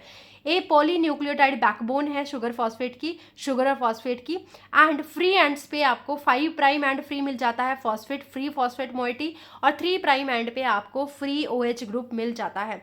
एक नोट करने वाली बात क्या है कि हर एक आरएनए के अंदर every nucleotide has additional OH group, यानी कि सेकंड पोजीशन पे जब अगर आप आरएनए की बात करो तो वहां पे आप राइबोज शुगर लेते हो, डीएनए में आप डीऑक्सीराइबोज शुगर लेते हो। राइबोज शुगर में एक्चुअल में सेकंड पोजीशन पर क्या होता है, OH ग्रुप होता है। Uracil is formed in place of thymine. अगर आरएनए लोगे तो वहां पे आपको थाइमिन नहीं मिलेगा, वहां पे यूरेसिल मिलेगा। यूरेसिल का दूसरा नाम क्या होता है, थाइमिन का दूसरा नाम क्या होता है, 5 मिथाइल यूरेसिल, ये पूछा गया है। थाइमिन का दूसरा नाम होता है 5 मिथाइल यूरेसिल, ठीक है। तो ये था आपका, स्टार्ट हो चुका है हमारा मॉलिक्यूलर बेसिस। अब डीएनए की बात करें तो DNA is actually acidic in nature, ठीक है। 1953 अगेन सन is very important. In 1953 James Watson and Francis Crick जो थे उन्होंने एक प्रपोज किया था मॉडल जिसको आप double helical model of DNA बोलते हो, also called as Watson and Crick model. And इन्होंने वाया एक्सरे डिफ्रैक्शन पैटर्न के थ्रू ये दिखाया था, ये पूछा गया है x-ray diffraction pattern. Chargaff rule के बारे में पूछते हैं, वो कहते हैं कि A+G/T+C यानी purine over pyrimidine is equal to constant for a species, ये 1 के बराबर होता है अगर आप एक स्पीसीज की बात करते हो। लेकिन यहाँ पे G जो है वो 3 हाइड्रोजन बॉन्ड से बाइंड रहता है C के साथ, A जो होता है वो 2 हाइड्रोजन बॉन्ड से बाइंड रहता है T के साथ, ठीक है। 2 चेन ऑफ डबल हेलिकल, अब डीएनए की बात कर रहे हैं, 2 chain of double helical have anti parallel polarity. अगर एक 3 प्राइम एक साइड 3 प्राइम 5 प्राइम है तो दूसरा 5 प्राइम 3 प्राइम होगा। Chains are coiled in right handed fashion. Pitch जो होगी, पिच यानी कि जिसमें 10 नाइट्रोजनस बेस आते हैं, ये BDNA दिखाया गया है। पिच जो होती है वो 3.4 नैनोमीटर की होती है, 10 बेस पेयर होते हैं ईच टर्न में। आप एक पूरा चक्कर ले लो, जो सीढ़ियाँ चढ़ती है उसका एक पूरा चक्कर ले लो, उसमें 10 बेस पेयर यानी कि 10 स्टेयर्स आती हैं और ये BDNA की फॉर्म होती है। इसमें पिच जो है वो 3.4 नैनोमीटर की है, ये पूछते हैं। और 2 सीढ़ियों के बीच का जो डिस्टेंस होता है वो होता है 0.34 नैनोमीटर। आई होप आप इसको एंगस्ट्रॉम में कवर कर लोगे। तो यहाँ पे ये हो गया 34 एंगस्ट्रॉम और ये हो गया 3.4 एंगस्ट्रॉम, ठीक है, दोनों में पूछा जाता है। तो ये डीएनए दिखा रखा है आपको, डीएनए का डबल हेलिक्स, ये शुगर फॉस्फेट की बैकबोन दिखा रखी है, बीच में ये आपके नाइट्रोजनस बेस दिखा रखे हैं। शुगर फॉस्फेट के बीच में बॉन्ड होता है फॉस्फोडाइएस्टर बॉन्ड, और शुगर और नाइट्रोजनस बेस के बीच में बॉन्ड होता है ग्लाइकोसाइडिक बॉन्ड, और नाइट्रोजनस बेस और नाइट्रोजनस बेस के बीच में बॉन्ड होता है हाइड्रोजन बॉन्ड, ठीक है। सेंट्रल डॉगमा क्या होता है, ये एक ऐसा तरीका है जिसके थ्रू डीएनए से डीएनए बनवाया जा सकता है, जिसको बोलते हो डीएनए रेप्लिकेशन। डीएनए से एमआरएनए का बनना, इसको बोलते हो ट्रांसक्रिप्शन, ये सीधा पूछा जाता है। और एमआरएनए से प्रोटीन का बनना, इसको सीधा बोलते हैं ट्रांसलेशन। यहाँ पे एक बात याद रखोगे आप, ये पूछे गए हैं क्वेश्चन, एक बैक्टीरियोफाज में 5174 वाले बैक्टीरियोफाज में 5386 न्यूक्लियोटाइड्स होते हैं। बैक्टीरियोफाज लैम्बडा के पास 48502 बेस पेयर्स होते हैं। ध्यान रखना क्या बेस पेयर है, क्या न्यूक्लियोटाइड है, राइट। उसके बाद इकोलाई के पास 4.6 × 10⁻6 बेस पेयर्स होते हैं, और हैप्लॉइड ह्यूमन डीएनए के पास 3.3 × 10⁻9 बेस पेयर होते हैं। ये डाटा याद रखने वाला है, वेरी वेरी इंपॉर्टेंट है, याद रखोगे। डीएनए बहुत बड़ा है, इसको पैकेजिंग की ज़रूरत होती है, तो पैकेजिंग के लिए आपको प्रोकैरियोट में कोई प्रॉपर डिफाइंड न्यूक्लियस नहीं मिलता। वहाँ पे डीएनए जो होता है वो प्रोटीन के साथ ही बाइंड रहता है, वहाँ पे डीएनए नेगेटिवली चार्ज होता है, प्रोटीन पॉजिटिवली चार्ज होती हैं, तो वापस में बाइंड रहती हैं और वहाँ पे वो न्यूक्लियोइड बन जाता है। लेकिन यूकैरियोट में प्रॉपर प्रोटीन होती हैं जिनको हिस्टोन्स बोला जाता है। सेल्स हैव हिस्टोन जो कि पॉजिटिवली चार्ज होती हैं और बेसिक प्रोटीन होती है। इससे रिलेटेड क्वेश्चन पूछते हैं। अगर आप यहाँ पे देखोगे तो डीएनए नेगेटिवली चार्ज है, ये रैप कर जाता है हिस्टोन के ऑक्टामर के पास। ऑक्टामर का मतलब क्या है कि इस हिस्टोन के अंदर 8 यूनिट रखी गई हैं हिस्टोन की, H1 H2 H3 H4, ठीक है, H1 H2 H3 H4, ये आपके पास क्या रखी गई हैं, आई होप दिख रहा होगा, H1 H2 H3 4, ये आपके पास इसकी यूनिट्स होती हैं। और आई होप ये जो ऑक्टामर है इसकी, सॉरी ऑक्टामर की बता रही हूँ, H2A, H2B, H3 और H4, ये आपको 4 यूनिट दिख रही हैं और चारों पेयर्स में दिखाई देती हैं, H2A, H2B, H3, H4, ठीक है। और यहाँ पे H1 जो आप साइड में देख रहे हो, this is the linker DNA, ये पूरा एक 8 यूनिट का बना हुआ गोला दिखाई दे रहा है और इसके ऊपर आपका डीएनए जो है वो रैप कर गया है। और ये क्या बनाएगा, दोनों मिलकर के, हिस्टोन और डीएनए मिलकर के क्या बनाते हैं, न्यूक्लियोसोम बनाते हैं। और एक न्यूक्लियोसोम में 200 बेस पेयर आ जाते हैं डीएनए हेलिक्स के। न्यूक्लियोसोम जो होता है it consist of repeating thread like coiled bodies. इस तरीके से आपने एक बनाया, फिर ये और एक और बनाएगा, ऐसा एक और बनाएगा, तो ऐसा लगता है कि मोती रखे गए हैं एक माला के ऊपर। इसको हम बोलते हैं beads on a string structure. तो यहाँ पे लिखा है repeating thread like coloured bodies, इनको हम क्रोमैटिन भी बोल देते हैं। It appears as a beads in a string under electron microscope. अब ये जब मिल के आगे और फोल्ड होते चले जाते हैं, फोल्ड होते जाएंगे और फिर आगे क्रोमैटिन बनाएंगे और फिर फाइनली क्रोमोसोम बना देंगे। तो क्रोमैटिन फाइबर जो होते हैं दे कोइल्ड होते हैं, पैक होते हैं और कंडेंस हो जाते हैं मेटाफेज डिवीजन पे, मेटाफेज सेल डिवीजन पे, और क्या बनाते हैं, क्रोमोसोम बनाते हैं। ध्यान रखना, जब क्रोमैटिन फाइबर कोइल्ड और पैक होते हैं तो पैकेजिंग रिक्वायर्स होती है, एडिशनल प्रोटीन की यहाँ पे ज़रूरत होती है हिस्टोन के अलावा। And these additional proteins are non histone chromosomal protein. ये क्या होती है, नॉन हिस्टोन क्रोमोसोमल प्रोटीन होती हैं। जब क्रोमैटिन आपका पैक होता है तो कई बार वो लूजली पैक हो जाता है, कुछ जगह पे वो डेंसली पैक हो जाता है। जब वो लूजली पैक होता है तो उसको आप बोलते हो यूक्रोमैटिन, यानी कि वो कैसा कलर देता है, लाइट कलर देता है। और जब वो डेंसली पैक होता है तो वहाँ पे क्या होता है, हेट्रोक्रोमैटिन, उसको आप क्या बोलते हो कि वो डार्क कलर देता है। यानी हेट्रोक्रोमैटिन जो होता है वो इनएक्टिव क्रोमैटिन है और जो यूक्रोमैटिन है वो एक्टिव क्रोमैटिन है। यहाँ के जीन एक्सप्रेस करते हैं, यहाँ के नहीं करते हैं। This is the active region, this is the inactive region. ठीक, तो चलिए ये था। अब इसके बाद हम बात करते हैं, there are some experiments, actually this chapter is very very very large. तो अगर हम इसकी बात करें तो इस चैप्टर में बहुत सारी चीज़ें हैं जो आपको पढ़नी है, इसलिए ये चैप्टर इंपॉर्टेंट है। पिछले कुछ सालों में इसके क्वेश्चन बहुत ज़्यादा आए हैं। एक्सपेरिमेंट ऑफ फ्रेडरिक ग्रिफ्ट, अब हम इसके एक्सपेरिमेंट की बात करने जा रहे हैं। तो फ्रेडरिक ग्रिफ्ट ने एक स्ट्रेप्टोकोकस न्यूमोनिया लिया था which is a bacteria causing pneumonia, जो न्यूमोनिया कोज करता है। इन्होंने क्या किया, इसको कल्चर प्लेट में ग्रो करवाया, ठीक है, बैक्टीरिया को एक कल्चर प्लेट में ग्रो करवा दिया और उस कल्चर प्लेट में 2 तरीके के स्ट्रेन इसके रखे गए। एक तो रखा स्मूथ साइनी कॉलोनीज जो एस स्ट्रेन था, और इस एस स्ट्रेन के जो स्ट्रेन है इसको इंजेक्ट करवाया माइस के अंदर, लेकिन माइस नहीं मरा। क्यों? क्योंकि ये वायरुलेंट नहीं था, वायरस इसके अंदर कोई पैथोजेनिक नेचर नहीं था। फिर इन्होंने एक और कल्चर प्लेट बना रखी थी जिसमें रफ कॉलोनीज रखी हुई थी आर स्ट्रेन की, उसको माइस के अंदर इंजेक्ट करवा दिया और माइस अभी भी क्या था, माइस जिंदा था। सॉरी मैंने गलत बोल दिया, जो एस स्ट्रेन था एक्चुअल में वो वायरुलेंट था, इसलिए माइस की डेथ हो गई। लेकिन जो रफ स्ट्रेन था वो आपका वायरुलेंट नहीं था, इसलिए माइस की डेथ नहीं हुई, माइस जिंदा रह गया। अब इन्होंने ऐसा क्यों हुआ एक्चुअली, तो एस स्ट्रेन जो होता है ना उसके पास एक म्यूकस होता है, पॉलीसेक्राइड की कोट होती है which protects the bacteria from the immune system and can easily cause disease. तो जो एस स्ट्रेन होता है एक्चुअल में उसके पास एक म्यूकस की कोट होगी जो बैक्टीरिया के इम्यून सिस्टम से खुद को प्रोटेक्ट कर लेगी और वो बैक्टीरिया के अंदर जाकर के डिजीज कॉज कर देगा और बैक्टीरिया की डेथ हो जाएगी। लेकिन वहीं पे आर स्ट्रेन जो होता है उसके पास कोई म्यूकस की कोट नहीं होती और वो बैक्टीरिया, वो चूहे के इम्यून सिस्टम से खत्म हो जाता है बैक्टीरिया और इसीलिए वो बीमारी कॉज नहीं कर पाता। वहाँ पे उसके बाद इन्होंने 2 और एक्सपेरिमेंट किए। एक किया इन्होंने कि स्मूथ कॉलोनीज को क्या कर दिया, हीट किल कर दिया। अब देखा माइस के अंदर इंजेक्ट करके तो माइस अब बच गया, माइस खेल रहा था। इसका मतलब यहाँ पे क्या है कि कुछ तो था इस स्ट्रेन के पास जो डेड कर दिया गया, जो खत्म कर दिया गया है ना।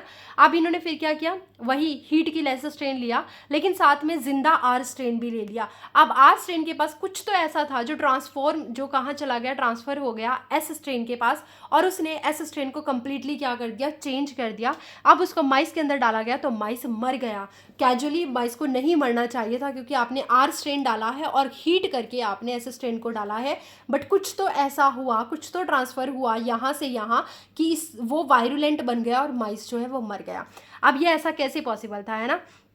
तो इन्होंने देखा कि आर स्ट्रेन के जो बैक्टीरिया थे वो ट्रांसफॉर्म हो गए थे, चेंज हो गए थे to S strain bacteria by heat killed S strain.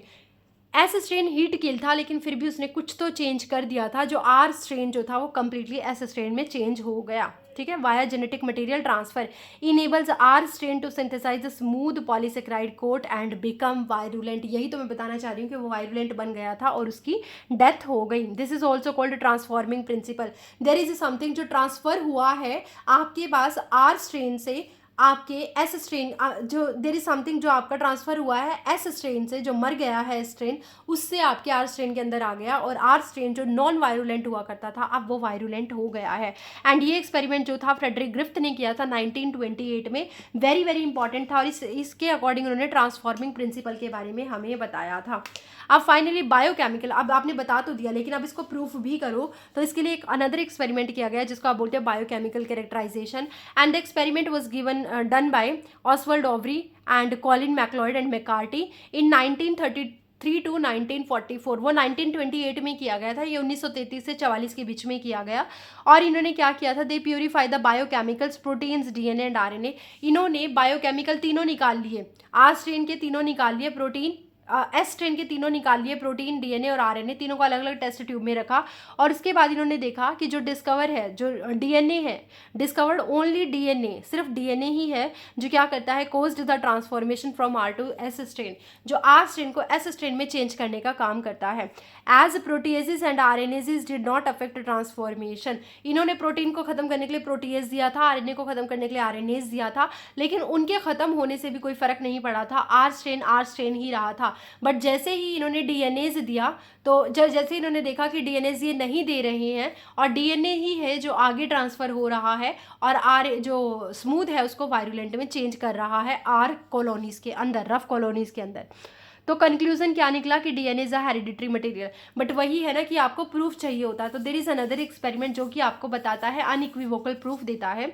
Unequivocal proof of DNA is a genetic material, कि डीएनए ही जेनेटिक मटेरियल है। It is given by the Alfred हार्से and Martha chase in 1952। Again very important, Alfred हार्से and Martha chase 1952 में इन्होंने एक unequivocal proof दिया था that DNA is a genetic material. And इन्होंने किस पे काम किया, work on bacteriophage viruses. Bacteriophage क्या होते हैं, they are the viruses which infect the bacteria. तो दीज आर द बैक्टीरियोफाज। एक बैक्टीरियोफाज में इन्होंने क्या किया, रेडियो एक्टिव सल्फर को लेबल कर दिया, प्रोटीन को लेबल कर दिया, लेबल्ड प्रोटीन कैप्सूल, और एक के अंदर इन्होंने रेडियो एक्टिव डीएनए जो है उसको रेडियो एक्टिवली लेबल कर दिया। उसके बाद दोनों को क्या करवाया, इन्फेक्शन करवाया एक बैक्टीरिया के ऊपर, और फिर ब्लेंडिंग कर दी। ब्लेंडिंग से क्या हुआ, इसने प्रोटीन को जो रेड कलर की थी जिसमें सल्फर था वो तो बाहर रह गई, और जो आपका डीएनए था वो अंदर पहुंच गया, यानी अंदर कोई ट्रेस नहीं मिला रेडियो एक्टिविटी का। लेकिन यहाँ पे देखा गया कि जब इसने अपना अंदर डाला डीएनए तो अंदर रेडियो एक्टिविटी के ट्रेस मिले, और बाहर प्रोटीन कोट में कुछ भी रेडियो एक्टिविटी के ट्रेस नहीं थे।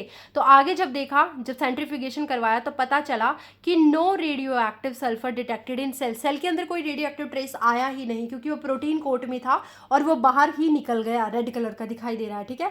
बट यहाँ पे देखा गया कि रेडियो एक्टिव सल्फर जो फॉस्फोरस जो है वो सेल्स के अंदर पहुंचा है। इसका मतलब यहाँ पे कहीं ना कहीं कुछ तो था जो डीएनए में ही था जो आगे जाता है। तो यहाँ से हमें समझ में आया कि रेडियो एक्टिव सल्फर जो है वो सुपरनेटेंट में डिटेक्ट हुआ, और कोई भी रेडियो एक्टिविटी सुपरनेटेंट में डिटेक्ट नहीं हुई। इससे हमें ये समझ में आ गया था कि DNA is a genetic material which is the unequivocal proof given by this experiment which is done by Alfred Hershey and Martha chase in 1952। Clear, I hope ये समझ में आया होगा। अब हम आगे बात करते हैं criteria for the genetic material. कोई भी जेनेटिक मटेरियल क्यों होना चाहिए, क्या क्या क्राइटेरिया होते हैं उसके लिए। तो सबसे बेसिक सा क्राइटेरिया होता है, ये सेल्फ रेप्लिकेट होना चाहिए, स्टेबल होना चाहिए स्ट्रक्चरली एंड केमिकली, डीएनए होता है। They should express itself as Mendelian character, Mendelian के कैरेक्टर में खुद को एक्सप्रेस करने वाला होना चाहिए। And scope of slow changes mutations for evolution, evolution के लिए इसमें जो चेंज होने चाहिए वो बहुत ही स्लो होने चाहिए, बहुत ज़्यादा ग्रेजुअल, बहुत ज़्यादा स्पीड पे नहीं होने चाहिए, रैंडम नहीं होने चाहिए। नोट की बात करते हैं, क्या नोट है कि जो आपका न्यूक्लियोटाइड होता है आरएनए के अंदर, उसमें वो स्टेबल क्यों नहीं है। एक्चुअली आरएनए क्यों हमारा डीएनए मटेरियल नहीं हो, आरएनए क्यों हमारा जेनेटिक मटेरियल नहीं होता, क्योंकि आरएनए के पास राइबोज शुगर होती है और उसके सेकंड पोजीशन पे OH ग्रुप लगा होता है जो कि उसको बहुत ज़्यादा एक्टिव बना देता है। आरएनए का जो जीनोम होता है वो शॉर्टर लाइफ स्पेन का होता है और बहुत तेज़ी से म्यूटेट करता है, और इतना ज़्यादा तेज़ी से म्यूटेट करने वाला मटेरियल हमें नहीं चाहिए as a genetic material. DNA depends on RNA for protein, DNA जो है वो आरएनए पे ही डिपेंड करता है प्रोटीन के लिए। इससे पता चलता है कि आरएनए कैटलिस्ट की तरह भी काम करता है, राइबोजाइम की तरह भी काम करता है।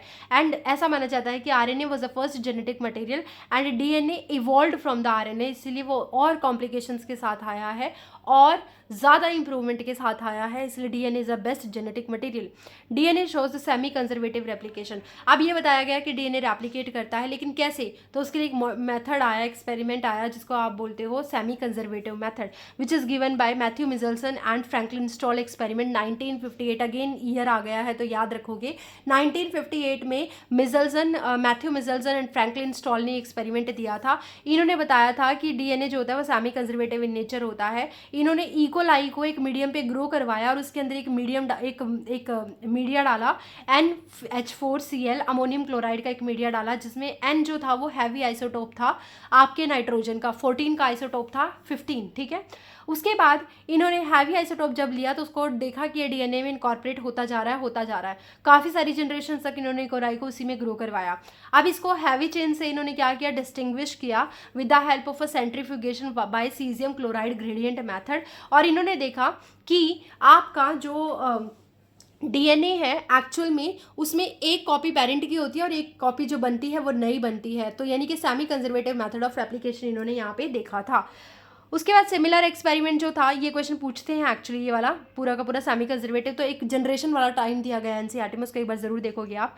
सिमिलर एक्सपेरिमेंट जो था यूकैरियोट के अंदर किया था टाइलर और उनके कलीग ने किया था 1958 में। ये पूछा गया है किसके ऊपर किया था, विसिया फाबा के ऊपर किया गया था यूजिंग रेडियोएक्टिव थाइमिडिन। इन्होंने क्या यूज़ किया था, इन्होंने यूज़ किया था heavy isotope of nitrogen N15, और इन्होंने क्या यूज़ किया था, रेडियोएक्टिव थाइमिडिन। उन्होंने क्या किया था, NH4Cl जो है उसमें ग्रो करवाई थी इकोलाई, और उसके बाद उन्होंने मीडियम चेंज करके कभी N14 दिया, कभी N15 दिया, तो उनको हाइब्रिड मिले, उनको लाइट वेट मिले, उनको हैवी वेट बैंड मिले थे CSCl के ऊपर। और फिर उन्होंने देखा था कि जब नया मॉडल बनता है, नया डीएनए बनता है, तो उसमें से एक डीएनए का एक स्ट्रैंड जो होता है वो पेरेंट का होता है और एक स्ट्रैंड जो होता है वो नया होता है, डॉटर स्ट्रैंड होता है। यानी हाफ डीएनए पुराना होगा, हाफ डीएनए नया बनेगा। इसको हम बोलते हैं semi conservative mode of replication, ठीक। उसके बाद जब हम बात करते हैं जेनेटिक मटेरियल हमने किया, तो ये एक्सपेरिमेंट इन्होंने दिया था यहाँ पे Matthew and Meselson and Franklin Stahl का एक्सपेरिमेंट 1958 में दिया गया। देखो इन्होंने क्या किया, N15 लिया और उसको सैंपल को 0 मिनट पे रखा, तो इस तरीके से अलग अलग तरीके से किया। फिर सैंपल को 20 मिनट के लिए N14 में रखा, फिर सैंपल को 40 मिनट्स के लिए रखा, तो इनको जनरेशन्स मिली थी। ये तो मिला आपका N50 रेड वाला, एक इनको मिला था, सॉरी N14 रेड वाला मिला, दिख रहा होगा आई थिंक, ये इनको मिला N14 रेड वाला। और उसके बाद N15 N15 हैवी डीएनए सबसे नीचे मिला। उसके बाद हाइब्रिड डीएनए मिला और उसके बाद लाइट डीएनए मिला। तो जब बार बार जनरेशन ग्रो करवाते जा रहे हो तो लाइट डीएनए आपको एंड में मिल रहा है। यहाँ पे पेरेंटल डीएनए थे सारे हैवी मिले, फर्स्ट जनरेशन में कुछ हैवी और कुछ आपको क्या मिले, लाइट मिले, नहीं हाइब्रिड मिले। और सेकेंड जनरेशन में आपको कुछ हैवी और कुछ लाइट मिले, प्रॉपर हाइब्रिड कम मिले, कुछ हाइब्रिड और कुछ लाइट मिले, है ना। तो इसका मतलब एक बात याद रखना कि आपने इनिशियली हैवी अगर लिया है तो आपको हर जनरेशन के अंदर 2 हैवी मिलने वाले हैं स्टैंड, 2 हाइब्रिड स्टैंड मिलने वाले हैं, बाकी सारे आपको नए स्टैंड मिलेंगे। तो ये चीज़ उन्होंने बोली थी कि पहले grow bacteria in N15 heavy media, then transfer some bacteria to N14 light media, take sample after 0 minute, 20 minute after 1 round of replication and 40 minute after 2 round of replication. तो इन्होंने देखा कि before the bacteria reproduce for the first time in the light mediums at 0 minute, all DNA parental is heavy, सारे के सारे DNA जो थे वो हैवी मिले थे, ठीक है। उसके बाद हम डीएनए रेप्लिकेशन की बात करते हैं, तो यहाँ से आपके पास बहुत सारी नई नई चीज़ें आनी शुरू हो जाएंगी। डीएनए रेप्लिकेशन, देखो मुझे 1 मिनट दो, मैं आपको बता देती हूँ। डीएनए रेप्लिकेशन के लिए मेरे पास कुछ चीज़ें होंगी जो हमें करनी है। 1 मिनट, ठीक है। ओके, तो डीएनए रेप्लिकेशन हम यहीं से करेंगे। हमारे पास ट्रांसक्रिप्शन थोड़ा अलग से दिखाया गया है। डीएनए रेप्लिकेशन करते हैं। देखो इसमें क्या है, डीएनए रेप्लिकेशन की जब आप बात करते हो तो ये देखो, ओके, यहाँ से शुरू करते हैं। ये एक पूरा 5 प्राइम से 3 प्राइम है और एक स्टैंड है 3 प्राइम से 5 प्राइम, ये खुलता चला जाएगा ना। तो यहाँ पे आपको सबसे पहले क्या ज़रूरत है, हेलिकेज एंजाइम की ज़रूरत है। वो क्या करेगा, दोनों स्टैंड को ओपन अप कर देगा। जैसे ही दोनों स्टैंड ओपन अप होंगे वहाँ पे एक रेप्लिकेशन फॉर्क बन जाएगा, वाई शेप में बनेगा। फिर एक नया एंजाइम आएगा जो क्या करेगा, यहाँ पे प्राइमर को जोड़ता चला जाएगा, क्योंकि डीएनए खुद से खुद नहीं बनता, इसको एक प्राइमर की ज़रूरत होती है। तो यहाँ पे आया एक आरएनए प्राइमर, आरएनए का एक स्ट्रेच आया और उसको प्राइमेज एंजाइम ने बनाया, दोनों स्ट्रैंड पे आरएनए प्राइमर जुड़ गया है 5 प्राइम से 3 प्राइम की पोलैरिटी में। और उसके बाद आगे आएंगे आपके नए नए न्यूक्लियोटाइड, नए नए न्यूक्लियोटाइड को लेकर के आने वाले एंजाइम होते हैं डीएनए पॉलीमरेज के। वो क्या करते हैं, नया नया न्यूक्लियोटाइड लेकर के आते रहते हैं और इसको जोड़ते रहेंगे यहाँ पे। और जैसे ही नए नए न्यूक्लियोटाइड आगे जुड़ते जाएंगे ये चेन बनती चली जाएगी। देखो, it requires a set of enzyme. DNA application को बहुत सारे एंजाइम चाहिए, जैसे डीएनए पॉलीमरेज हो गया, डीएनए हेलिकेज हो गया जो दोनों स्ट्रैंड को अलग करेगा, डीएनए पॉलीमरेज जो नए नए न्यूक्लियोटाइड लेकर के आएगा, डीएनए लाइगेज जो फ्रेगमेंट को जोड़ेगा, डीएनए प्राइमेज जो प्राइमर बनवाएगा और आरएनए प्राइमर को यहाँ पे जोड़ेगा। डीएनए हेलिकेज क्या करेगा, वो क्लीव करेगा एंड अनवाइंड द हेलिक्स, ये हेलिक्स को अनवाइंड करेगा and forming the replication fork, ये रेप्लिकेशन फॉर्क बनवाएगा। डीएनए पॉलीमरेज क्या करेगा, it catalyse the polymerisation, 5 prime से 3 प्राइम पोलैरिटी में ही कैटालाइजेशन होती है। टेम्पलेट की पोलैरिटी, टेम्पलेट हमेशा क्या है, टेम्पलेट जो है वो यहाँ पे एक स्ट्रैंड है इसका 3 प्राइम से 5 प्राइम है, तो 5 प्राइम टू 3 प्राइम जो होगा, जो आपका 3 प्राइम टू 5 प्राइम है, ये वाला जो टेम्पलेट होगा इसके साथ साथ नया टेम्पलेट, नया स्ट्रैंड बनता जाएगा बहुत इजीली। तो हम इसको बोलते हैं कि यहाँ पे कंटिन्यूस रेप्लिकेशन होगी। लेकिन जो दूसरा स्ट्रैंड है जिसकी पोलैरिटी 5 प्राइम से 3 प्राइम है, उसमें रुक रुक के स्ट्रैंड बनेंगे, उनको आप बोलते हो लैगिंग स्ट्रैंड, और उनकी पोलैरिटी होती है, लैगिंग स्ट्रैंड बोलते हैं, और उनमें जो टेम्पलेट बनता है एक्चुअली उसको लैगिंग टेम्पलेट बोला जाता है, और जो स्ट्रैंड बनता है उसको लैगिंग स्ट्रैंड बोलते हो। उसमें फ्रेगमेंट बन जाते हैं जिसको ओकाज़ाकी फ्रेगमेंट बोल देते हो। डीएनए लाइगेज बाद में जो डिसकंटिन्यूस फ्रेगमेंट्स हैं उनको जोड़ देगा। और in some organism for example E coli there is a point called origin of replication which is responsible for the starting of the DNA replication. Eukaryote में डीएनए रेप्लिकेशन जो है वो S phase of the cell cycle में पाया जाता है। तो basically अगर मैं ध्यान से देखूँ तो ये पूरा स्ट्रैंड है डीएनए का, और इसमें एक स्ट्रैंड लैगिंग स्ट्रैंड है, एक स्ट्रैंड लीडिंग स्ट्रैंड है। लीडिंग स्ट्रैंड वाले स्ट्रैंड की पोलैरिटी जो होगी वो हमेशा 5 प्राइम से 3 प्राइम, लीडिंग स्ट्रैंड की पोलैरिटी होगी 3 प्राइम से 5 प्राइम, और जो उसमें बनेगा उसकी पोलैरिटी है 5 प्राइम से 3 प्राइम।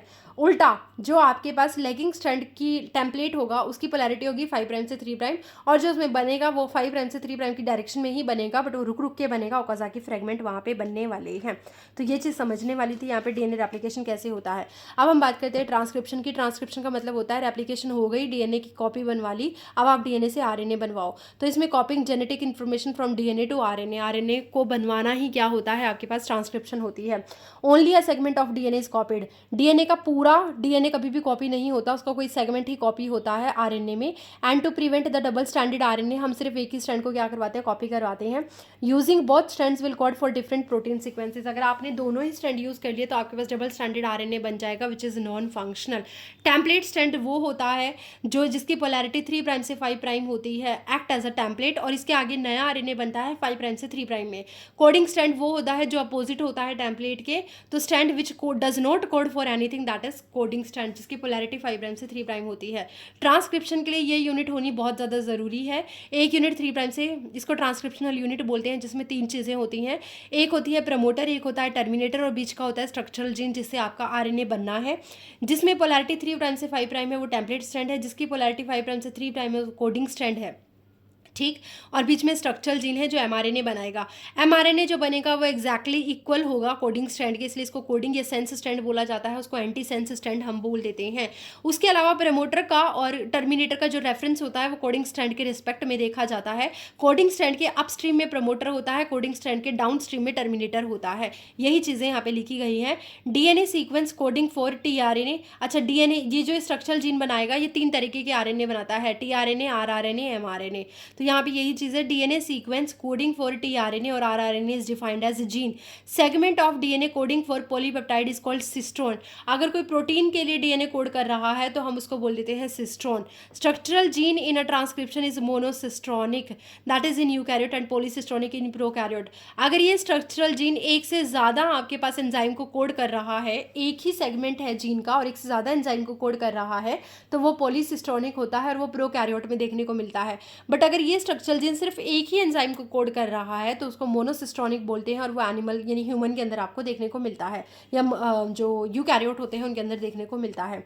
एक्सोन क्या होते हैं, इसमें से जो पार्ट आपका फंक्शनल है और जो पार्ट आपका कोडिंग है उसको एक्सोन बोलते हैं, जो पार्ट नॉन कोडिंग होता है उसको इंट्रोन बोला जाता है।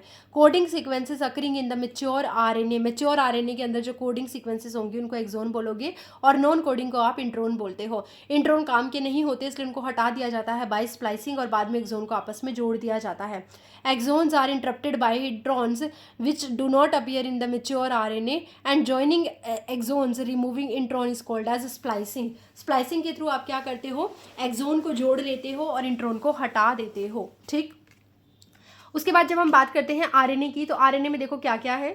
जब हम आरएनए की बात करेंगे तो हमारे पास 3 तरीके के आरएनए होते हैं, mRNA, rRNA, tRNA. Messenger RNA which provide template, जो आपका मैसेंजर की तरह काम करता है, मैसेज आगे ट्रांसफर करता है, ज़्यादातर 5% यही होता है। आरआरएनए जो होता है वो आपका प्रोटीन सिंथेसिस में हेल्प करता है, कैटालिटिक रोल भी ये प्ले करता है ट्रांसलेशन के टाइम, प्रोटीन सिंथेसिस के टाइम पे, और ये आपका 80% होता है आपकी सेल के अंदर। टीआरएनए जो होता है ट्रांसफर या सॉल्युबल आरएनए बोलते हैं, 15% होता है, और इसका काम क्या होता है, जेनेटिक कोड को रीड करके आपके नए नए अमीनो एसिड्स को लेकर के आना। ट्रांसक्रिप्शन बैक्टीरिया में देखें तो कुछ इस तरीके से है, ये पूरा स्ट्रैंड है। सबसे पहले यहाँ पे एक एंजाइम आएगा, इस एंजाइम का नाम होता है होलो, इसको हम कोर एंजाइम बोलते हैं, जिसके अंदर आपका प्रमोटर रीजन पे आकर के अटैच हो जाता है। इसको आरएनए पॉलीमरेज कोर एंजाइम बोला जाता है। इसमें अल्फा बीटा, अल्फा की 2 यूनिट होती हैं, एक बीटा होता है, एक बीटा डैश होता है और एक ओमेगा होता है। अल्फा की 2 यूनिट, बीटा, बीटा डैश और ओमेगा, ये पूरा मिलकर के कोर एंजाइम बनवाता है। इस कोर एंजाइम को इनिशिएशन करवाने के लिए ट्रांसक्रिप्शन को बैक्टीरिया के अंदर जब इनिशिएट करवाना होता है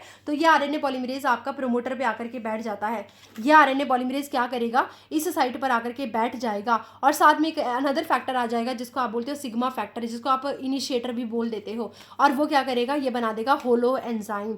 सिग्मा फैक्टर हो गया, और पूरा का पूरा ये अल्फा 2 ओमेगा, ओमेगा डैश और बीटा, बीटा डैश और ओमेगा की यूनिट जो मिलेंगी वो मिलकर के पूरे एंजाइम को बनाती हैं होलो एंजाइम। अब ये आगे इनिशिएशन हो गई है, इस पॉइंट पे इनिशिएशन हो गई है। अब आगे जाओगे तो धीरे धीरे आपका ये एमआरएनए बनने लगेगा, आरएनए एक्चुअली बनने लगेगा। अब इस कंडीशन में सिग्मा हट जाएगा यहाँ से, यहाँ पे सिग्मा आपका नहीं आएगा। ठीक है, सिग्मा नहीं आएगा तो फिर जब आप आगे जाते हो, आगे आप क्या करोगे, बेसिकली हमारे पास आगे क्या होगा,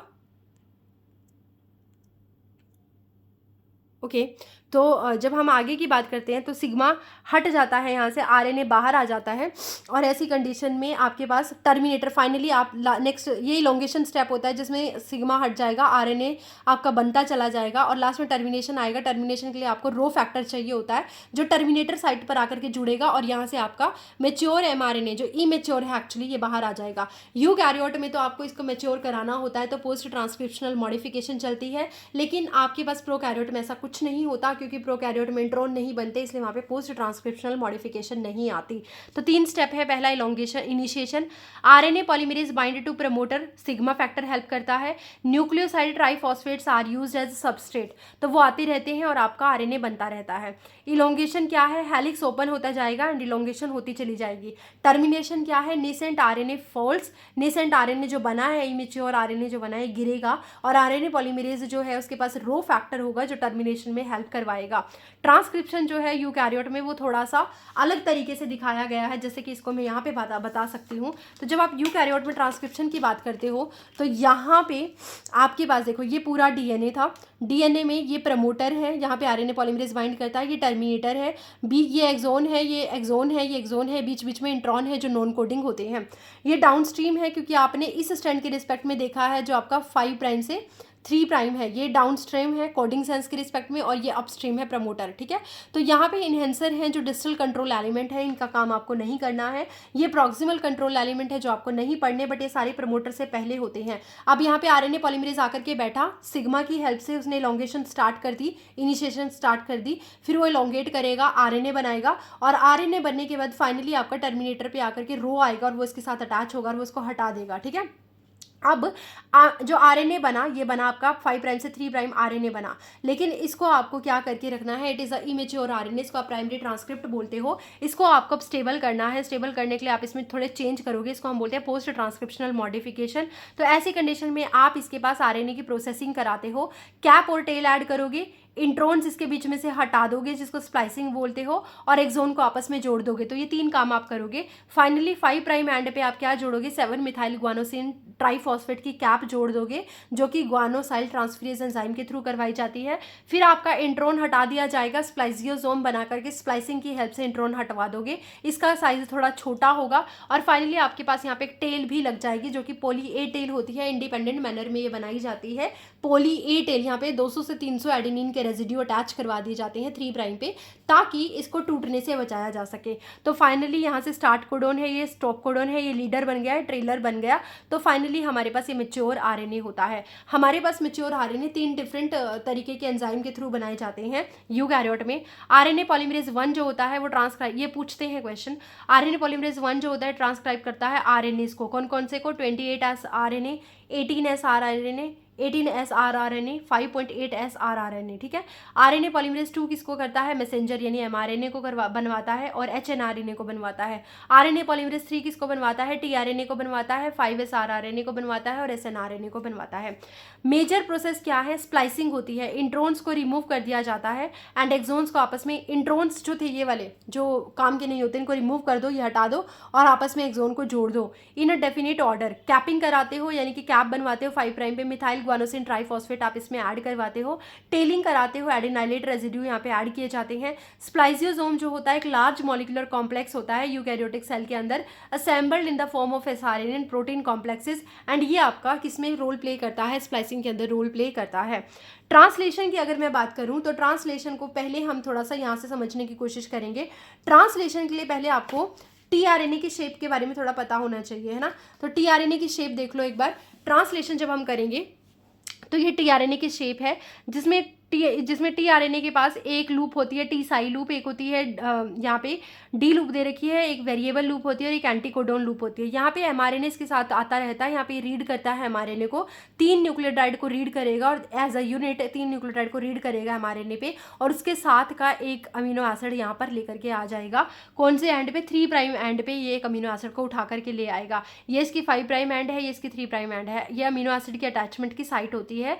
इस लूप में आपके पास एक अमीनो एसिड होता है, अमीनो एसिड की एंजाइम एक्टिविटी होती है। तो देखो स्ट्रक्चरल डिटेल की बात करें तो secondary structure clover leaf like होती है, टर्शरी स्ट्रक्चर एल शेप की होती है, इन्वर्टेड एल शेप की होती है। इसके पास 4 आर्म होती है, T arm, D arm, acceptor arm, anticodon arm, ठीक है। एंटीकोडोन लूप क्या होती है, it has a basis complementary to the code and also has an amino acid acceptor end. ये कॉम्प्लीमेंट्री, इसके पास ये एंटीकोडोन लूप जो है इसमें कॉम्प्लीमेंट्री होंगे किसके, इस वाली एंटीकोडोन लूप, इस कोडोन लूप के, ठीक है। और दूसरा इसके पास एक अमीनो एसिड को एक्सेप्ट करने वाली एक्सेप्टर आर्म होती है। TRNA is specific to each amino acid. अगर आपके पास 20 अमीनो एसिड है तो 20 अमीनो एसिड के लिए 20 डिफरेंट टाइप के आपको टीआरएनए मिलने वाले हैं। 2 चार्ज्ड टीआरएनए। अच्छा एक चीज़ और यहाँ पे बताया गया है कि अगर आपको इस टीआरएनए को एक्टिव करना है तो आपको सबसे पहले एक एटीपी को खर्च करना पड़ता है, activation in the presence of ATP, and 2 charged tRNA come together forming peptide bond. जब एक पूरे राइबोसोम के अंदर आपके पास एक टीआरएनए आता है एक अमीनो एसिड लेकर के और दूसरा टीआरएनए भी आता है दूसरा अमीनो एसिड लेकर के, तो टीआरएनए तो निकाल दिए जाते हैं लेकिन 2 अमीनो एसिड के बीच में एक बॉन्ड बनवा दिया जाता है जिसको आप बोलते हो पेप्टाइड बॉन्ड। और ये पेप्टाइड बॉन्ड कौन बनवाता है, ये पेप्टाइड बॉन्ड आपका राइबोसोम खुद बनवाता है। आरएनए की जो लार्जर सब यूनिट होती है उसके अंदर जो 23S आरआरएनए होता है वो क्या करवाता है, वो राइबोसोम की एक्टिविटी रखता है, पेप्टिडाइल ट्रांसफरेज की तरह एक्टिवेट होता है और पेप्टाइड बॉन्ड बनवाता है।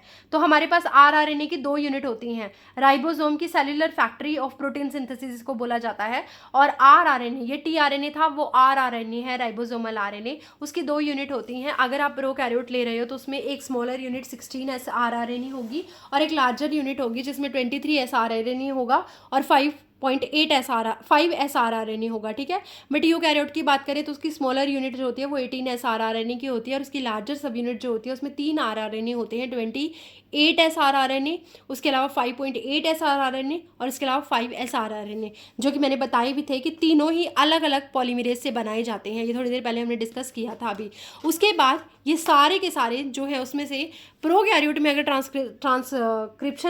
ट्रांसलेशन अगर हम देखते हैं तो उसमें प्रोकैरियोट में जो आपके पास टीआरएनए होता है वो आपका एक अमीनो एसिड लाया और दूसरा टीआरएनए दूसरा अमीनो एसिड लाया और दोनों के बीच में जब बॉन्ड बनाना होता है तो उस बॉन्ड को बनाने का काम कौन करता है? 23 srRNA करता है बैक्टीरिया के अंदर। इसके पास एक्टिविटी होती है। तो स्मॉल सब यूनिट एनकाउंटर्स एमआरएनए, स्मॉल सब यूनिट के साथ छोटी यूनिट के साथ एमआरएनए जुड़ जाता है, बड़ी यूनिट के साथ टीआरएनए जुड़ जाता है एंड ट्रांसलेशन शुरू हो जाती है। राइबोसोम जो होता है वो क्या एक्ट करता है as a catalyst for the peptide bond formation, वो भी कौन सा? 23 srRNA वाला, जिसकी पेप्टिडाइल ट्रांसफरेज की एक्टिविटी होती है। MRNA has some additional sequences that are not translated, उनको आप क्या बोलते हो? यूटीआर बोल दिया जाता है, जो ट्रांसलेट नहीं की जाती। दोनों ही कहाँ पे होती हैं? दोनों एंड पे होती है, 5 प्राइम पे और 3 प्राइम पे, जो कि एफिशिएंट करवा देती हैं ट्रांसलेशन को, ज़्यादा एक्टिव करवा देती हैं ट्रांसलेशन को। तो अब देख लेते हैं ट्रांसलेशन क्या है। Translation is actually transfer of genetic material from nucleotide polymer to a polymer of amino acid। यानी कि जब आप तीन न्यूक्लियोटाइड को पढ़ोगे तो एक अमीनो एसिड के लिए वो कोड करता है।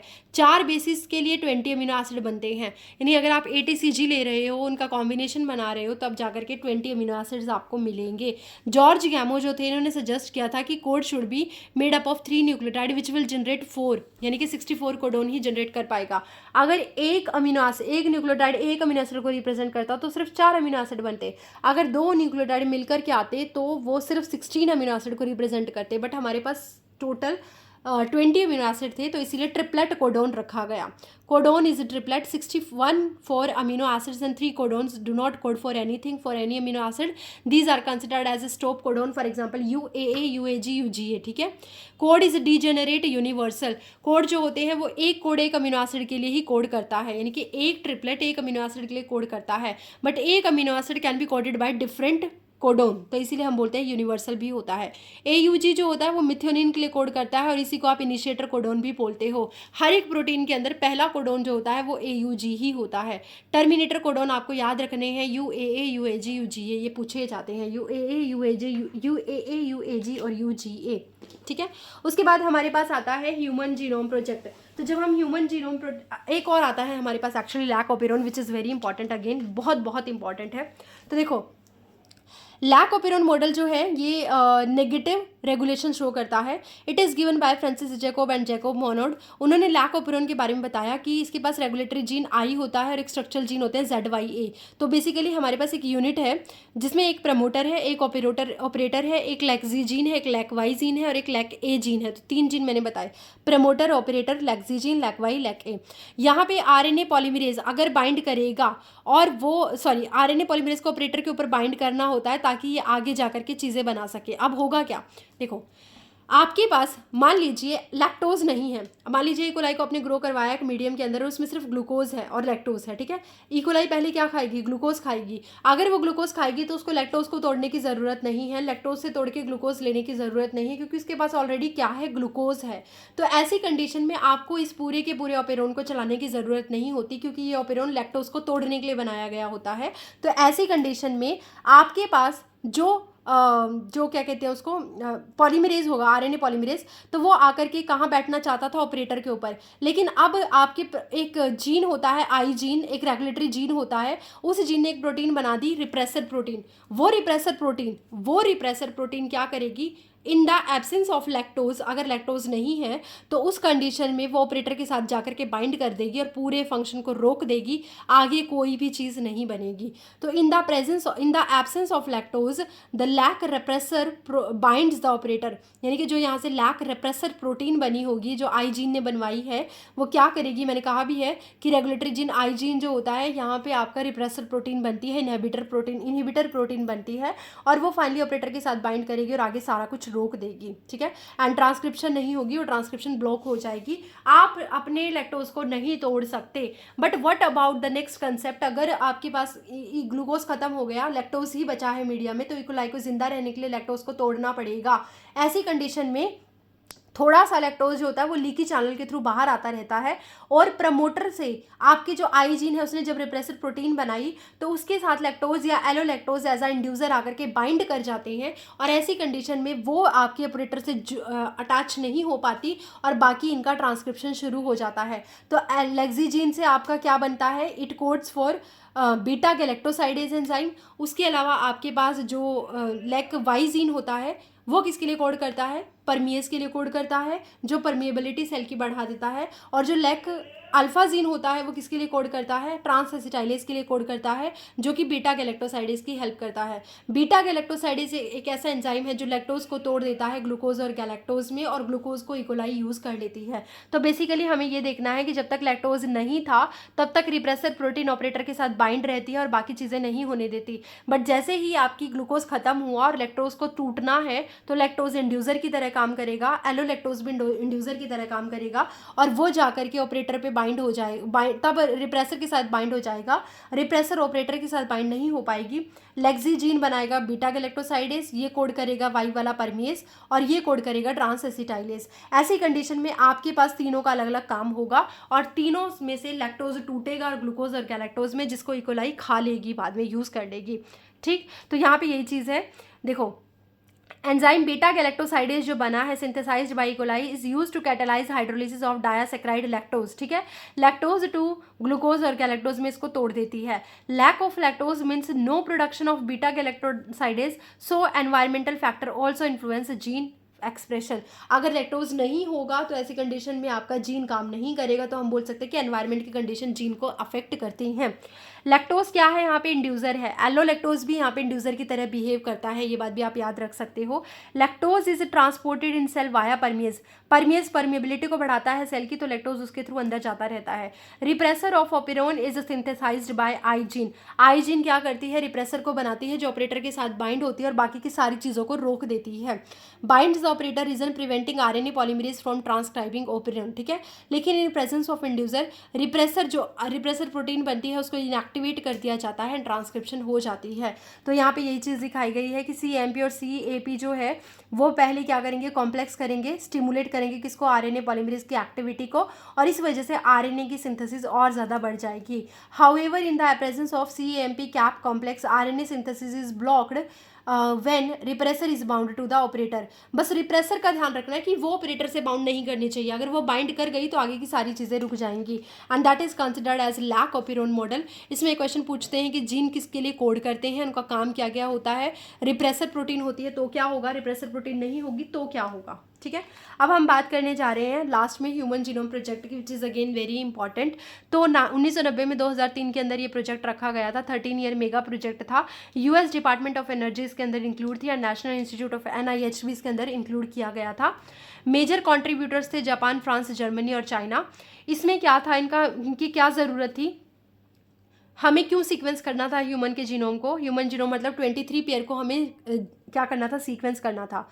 Human genome has 3 × 10⁹ billion base pair. Sequencing requires $, हमें चाहिए थे $3 चाहिए थे पर बेस के लिए, और इतने के लिए कितने हो जाएंगे फिर सोच लेना। So the total cost is $9 billion. Further to store this information there is a requirement of 3300 books containing 1000 pages and 1000 letters on each page. अगर आप इसको मैनुअली स्टोर करने लग गए तो बहुत लंबा टाइम लेंगे। सेकेंड चीज़, बहुत ज़्यादा बुक्स लगने वाली हैं, बहुत पैसा लगने वाला है। तो इसीलिए high speed computational devices are also required for the data storage and retrieval. आपको सीक्वेंस पता लगानी थी कि A के बाद G है या G के बाद C है, वो सब पता लगाने के लिए हमें यहाँ पे क्या चाहिए था, हमें एक बहुत ही हाई स्पीड के नेटवर्क चाहिए थे, कंप्यूटर चाहिए थे। तो human genome project lead to the development of bioinformatics. तो इसीलिए ब्रांच एक अलग से निकल के आई जिसको आप बायो इन्फॉर्मेटिक्स बोलते हो। Identify 20 to 25,000 genes in human DNA। ऐसा माना गया कि 25 से 20,000 से 25,000 जीन होते हैं ह्यूमन के अंदर। एंड डिटरमाइन की गई sequence of 3 billion base pair. Store किया गया इन्फॉर्मेशन को डाटा बेसिस के अंदर, डाटा एनालिसिस किया गया, बाद में could later help in future diagnosis and treatment of disorder. अगर आपको एक जीन की सीक्वेंस पता है तो आप उसमें होने वाली म्यूटेशन की वजह से प्रॉब्लम को भी पता लगा सकते हो और उसको डायग्नोस कर सकते हो। मैथडोलॉजी क्या रखी गई थी, इसमें एक्सप्रेस किया गया था सीक्वेंस टैग्स को 2 तरीके की। एक तो इंट्रोन के बारे में पता, एक तो पूरा जीन ही जो था पूरा DNA उसको सीक्वेंस कर दिया गया, और दूसरा जो एक्सप्रेस करता था जीन उसको DNA उसको क्या किया गया, उसको एक्सप्रेस करवाया गया, उसको सीक्वेंस किया गया। जो एक्सप्रेस करता था उसको बोलते हैं express sequence tags. Identify all genes expressed as RNA sequencing whole set of genome. तो 2 तरीके किए गए। तो पूरा जो क्रोमोसोम था पूरा DNA उसको ही क्या कर लिया गया सीक्वेंस, और एक में किया गया जो सिर्फ एक्सोन थे उनको सीक्वेंस किया गया, और बाद में उनको एनोटेशन टैग कर दिया गया। Total DNA of cell is isolated, converted to fragment, उनको फ्रेगमेंट में तोड़ा गया, क्लोन को होस्ट में क्लोन करवाया गया उनको होस्ट के अंदर बाय सुटेबल वैक्टर, जैसे कि जिससे उसकी एम्पलीफिकेशन हो सके। और इसमें जो वैक्टर इंक्लूड किए गए थे वो थे बैक और यैक, बैक्टीरियल आर्टिफिशियल क्रोमोसोम और यीस्ट आर्टिफिशियल क्रोमोसोम, इनकी फुल फॉर्म आ जाती है तो ध्यान रखना। These sequences were aligned bye computer programs. Sequences of chromosome, ये भी पूछा गया है कि जो क्रोमोसोम नंबर 1 था उसकी सीक्वेंस जो थी वो कंप्लीट की गई थी मई 2006 के अंदर। कुछ नोट हैं, नॉन ह्यूमन मॉडल्स, जो ह्यूमन नहीं होते मॉडल्स आपके नॉन ह्यूमन होते हैं, जैसे बैक्टीरिया हो गया, यीस्ट हो गया, सैनोरेबिडाइटस एलिगेंस हो गया, जो निमाटोड होता है, ड्रोजोफिला हो गई, ये सब भी आज तक के टाइम में सीक्वेंस किए जा चुके हैं ह्यूमन के अलावा। उसके अलावा जो हमारे पास 1.4 मिलियन ऐसी लोकेशन देखी गई है जहाँ पे सिर्फ एक न्यूक्लियोटाइड में डिफरेंस है, इसको हम बोलते हैं सिंगल न्यूक्लियोटाइड पॉलीमॉर्फिज्म, और इसकी वजह से पूरा का पूरा ह्यूमन जो है वो एक दूसरे से चेंज हो जाता है। हम अपने पेरेंट्स से चेंज हैं, हम अपने दादा दादी से अलग हैं, अपने भाई बहनों से अलग हैं। क्यों? बिकॉज हमारे पास 1.4 लोकेशंस ऐसी देखी गई हैं जहाँ पे सिर्फ और सिर्फ एक न्यूक्लियोटाइड के चेंज की वजह से पूरा ऑर्गेनिज्म का जेनेटिक मेकअप चेंज हो जाता है। Regions have been found in human, less than 2% of genome codes for protein. आपने अब तक जितना भी डीएनए देखा उसमें जितने भी जीन देखे उसका सिर्फ और सिर्फ 2% से भी कम क्या करता है, प्रोटीन के लिए कोड करता है, जबकि इतना सारा डीएनए है बट फिर भी वो प्रोटीन के लिए बहुत ही कम कोड करता है। अब अगर हम आगे देखते हैं तो हमारी डीएनए फिंगरप्रिंटिंग वाला कंसेप्ट आता है। आपको डीएनए फिंगरप्रिंटिंग आपने कई बार सुनी होगी, जो डीएनए से पता लगा लेते हैं कि सस्पेक्ट कौन था क्राइम सीन पे, या फादर पेरेंट कौन है, पैटर्नल डिस्प्यूट जो होता है उसको सॉल्व किया जा सकता है। Identifying difference in specific region of DNA sequence, एक there are some specific sequences on the DNA जिसको आप आइडेंटिफाई करके ये पता लगा सकते हो कि आप अपने पेरेंट्स से मिलते हो या नहीं मिलते हो। तो जीनोमिक, इनको आप रिपीटेटिव डीएनए कहते हो। हमारे पास एक बल्क डीएनए होता है, एक रिपीटेटिव डीएनए होता है। जीनोमिक डीएनए जो है जब उसको डेंसिटी ग्रेडियंट, जब उसको घुमाया गया, सेंट्रीफ्यूज किया गया, तो हमारे पास 2 डीएनए मिला, एक बल्क डीएनए, एक सैटेलाइट डीएनए। बल्क डीएनए की मेजर पीक थी, सैटेलाइट डीएनए की स्मॉल पीक थी। टाइप की बात करें तो हमारे पास 2 तरीके की सैटेलाइट डीएनए थे, micro satellite, mini satellite. Micro satellite और मिनी सैटेलाइट क्या थे? These do not code for any protein, they shows high polymorphism, यानी रिपीटेटिव सेगमेंट्स जो है उनमें न्यूक्लियोटाइड का नंबर रिपीट हो सकता है, यानी कि न्यूक्लियोटाइड हो सकता है 4 नंबर, मेरे पास 4 न्यूक्लियोटाइड हो, किसी के पास 8 न्यूक्लियोटाइड हो, ठीक है, वो नंबर जो है वो वेरी कर सकता है बट रिपीट सेम है। और कई बार रिपीट जो है उसका नंबर वेरी कर सकता है, जैसे मेरे वाले न्यूक्लियोटाइड में 4 न्यूक्लियोटाइड हैं जो 16 बार रिपीट हो रहे हैं, और किसी और ऑर्गेनिज्म के अंदर 4 न्यूक्लियोटाइड हैं जो 18 बार रिपीट हो रहे हैं। इसी तरीके से हो सकता है सीक्वेंस में मेरे पास 5 न्यूक्लियोटाइड का सीक्वेंस रिपीट हो रहा हो और उनके अंदर हो सकता है 6 न्यूक्लियोटाइड का सीक्वेंस रिपीट हो रहा हो। तो ये क्या होते हैं? दे शो हाई पॉलीमॉर्फिज्म। बेसिस किसका बनाते हैं? जेनेटिक मैपिंग का, जिससे आप पता लगा पाते हो कि पूरा का पूरा ऑर्गेनिज्म कितनी परसेंटेज सिमिलैरिटी शो करता है। पॉलीमॉर्फिज्म क्यों एग्जिस्ट करती है? Accumulation of mutation, generation after generation leads to polymorphism causing evolution. थोड़ी सी भी म्यूटेशन अगर कभी आई होगी लाइफ में हमारे डीएनए के अंदर, तो वो over the population, over the generation क्या होती चली जाती है, डीएनए में एक्यूमुलेट होती चली जाती है, और एक टाइम ऐसा आता है जिसकी वजह से इवोल्यूशन होता है और नई स्पीसीज तक भी बन जाती हैं। तो पॉलीमॉर्फिज्म बहुत ज़्यादा इंपॉर्टेंट होता है। उसके बाद आप क्या टेक्निक यूज़ कर सकते हो इसके लिए? आप इसमें VNTR यूज़ करते हो। इसकी फुल फॉर्म पूछी जाती है, variable number of tandem repeats, VNTR। इसमें क्या करते हैं? डीएनए को सबसे पहले आइसोलेट करो, फिर उसको रिस्ट्रिक्शन एंडोन्यूक्लियस से कट कर लो, फिर उसके डीएनए फ्रेगमेंट को सेपरेट कर लो with the help of technique that is gel electrophoresis, और फिर उन फ्रेगमेंट को ट्रांसफर कर दो किसके ऊपर? एक नायलॉन की मेम्ब्रेन के ऊपर, which is a semi synthetic membrane, synthetic membrane, nitrocellulose, टूटती नहीं है ये। और फिर उसको क्या करवाओ, अपने जो एक प्रोब बनवा रखा होता है किसी भी स्पेसिफिक चीज़ के लिए प्रोब होता है, सिंगल स्टैंडर्ड RNA हो गया, सिंगल स्टैंडर्ड DNA हो गया, उसको प्रोब बोल देते हो, विच इज़ रेडियोएक्टिवली लेबल्ड, और उसको VNTR के साथ क्या करवा दो? मैच करवा दो। और फिर आप देखो वहाँ पे कलर एमिट होता है, वहाँ पे रेडियो एक्टिविटी आती है, तो उससे हमें पता चलता है कि हाइब्रिड डीएनए बना है। ऑटो रेडियोग्राफी से आप इसको चेक कर सकते हो कलर देख करके। तो ये पूरा का पूरा आप एक जेल देख रहे हो, इस जेल के ऊपर हमने देखा है कि विक्टिम है, उसके कुछ सस्पेक्ट है, सस्पेक्ट नंबर 1, 2, क्राइम सीन है, क्राइम सीन नंबर 2 पे जो आपको सैंपल मिले हुए हैं। तो आप इसमें खुद देख के पता लगा सकते हो। ये था विक्टिम, ठीक है, विक्टिम है जो वहाँ पे ये है, और सस्पेक्ट मैंने 2 इंसान लिए जो मुझे लग रहा है कि वो मिल सकते हैं, और क्राइम सीन पे जो मुझे मिला वो कुछ ऐसा था। तो क्राइम सीन का मैच करने पे मुझे मिल रहा है कि सस्पेक्ट नंबर 2 जो है वो क्राइम सीन नंबर 1 से पूरा मैच कर रहा है, ये देखो। तो इसका मतलब क्राइम सीन 1 पे तो सस्पेक्ट नंबर 2 था, और जो क्राइम नंबर सीन 2 है, क्राइम सीन 2 जो है उस पर विक्टिम विक्टिम जो है वो इस तरीके के पैटर्न को शो कर रहा है, यानी कि सस्पेक्ट में से सस्पेक्ट 1 जो है वो निर्दोष है, उसने कुछ नहीं किया है, पूरा मैच कर रहा है सस्पेक्ट 2 के साथ। तो इस तरीके से हम पता लगा पाते हैं। Sensitivity can be increase by PCR. अगर आप पॉलीमरेज चेन रिएक्शन करवा लेते हो तो सैंपल का एम्पलीफिकेशन हो जाएगा और ऐसे कंडीशन में आपके पास सेंसिटिविटी बढ़ सकती है, आपको अच्छा रिजल्ट मिल सकता है। तो ये था पूरा chapter molecular basis of inheritance and principle of inheritance. I hope आपको ये सारी चीज़ें समझ में आई होंगी। अब इसके बाद हम करेंगे इवोल्यूशन, जो हमारा नेक्स्ट यूनिट के अंदर रहने वाला है। इवोल्यूशन और ह्यूमन हेल्थ एंड डिजीज अभी थोड़ी देर में नेक्स्ट यूनिट में करवाऊंगी। थैंक यू, मिलते हैं नेक्स्ट वीडियो में।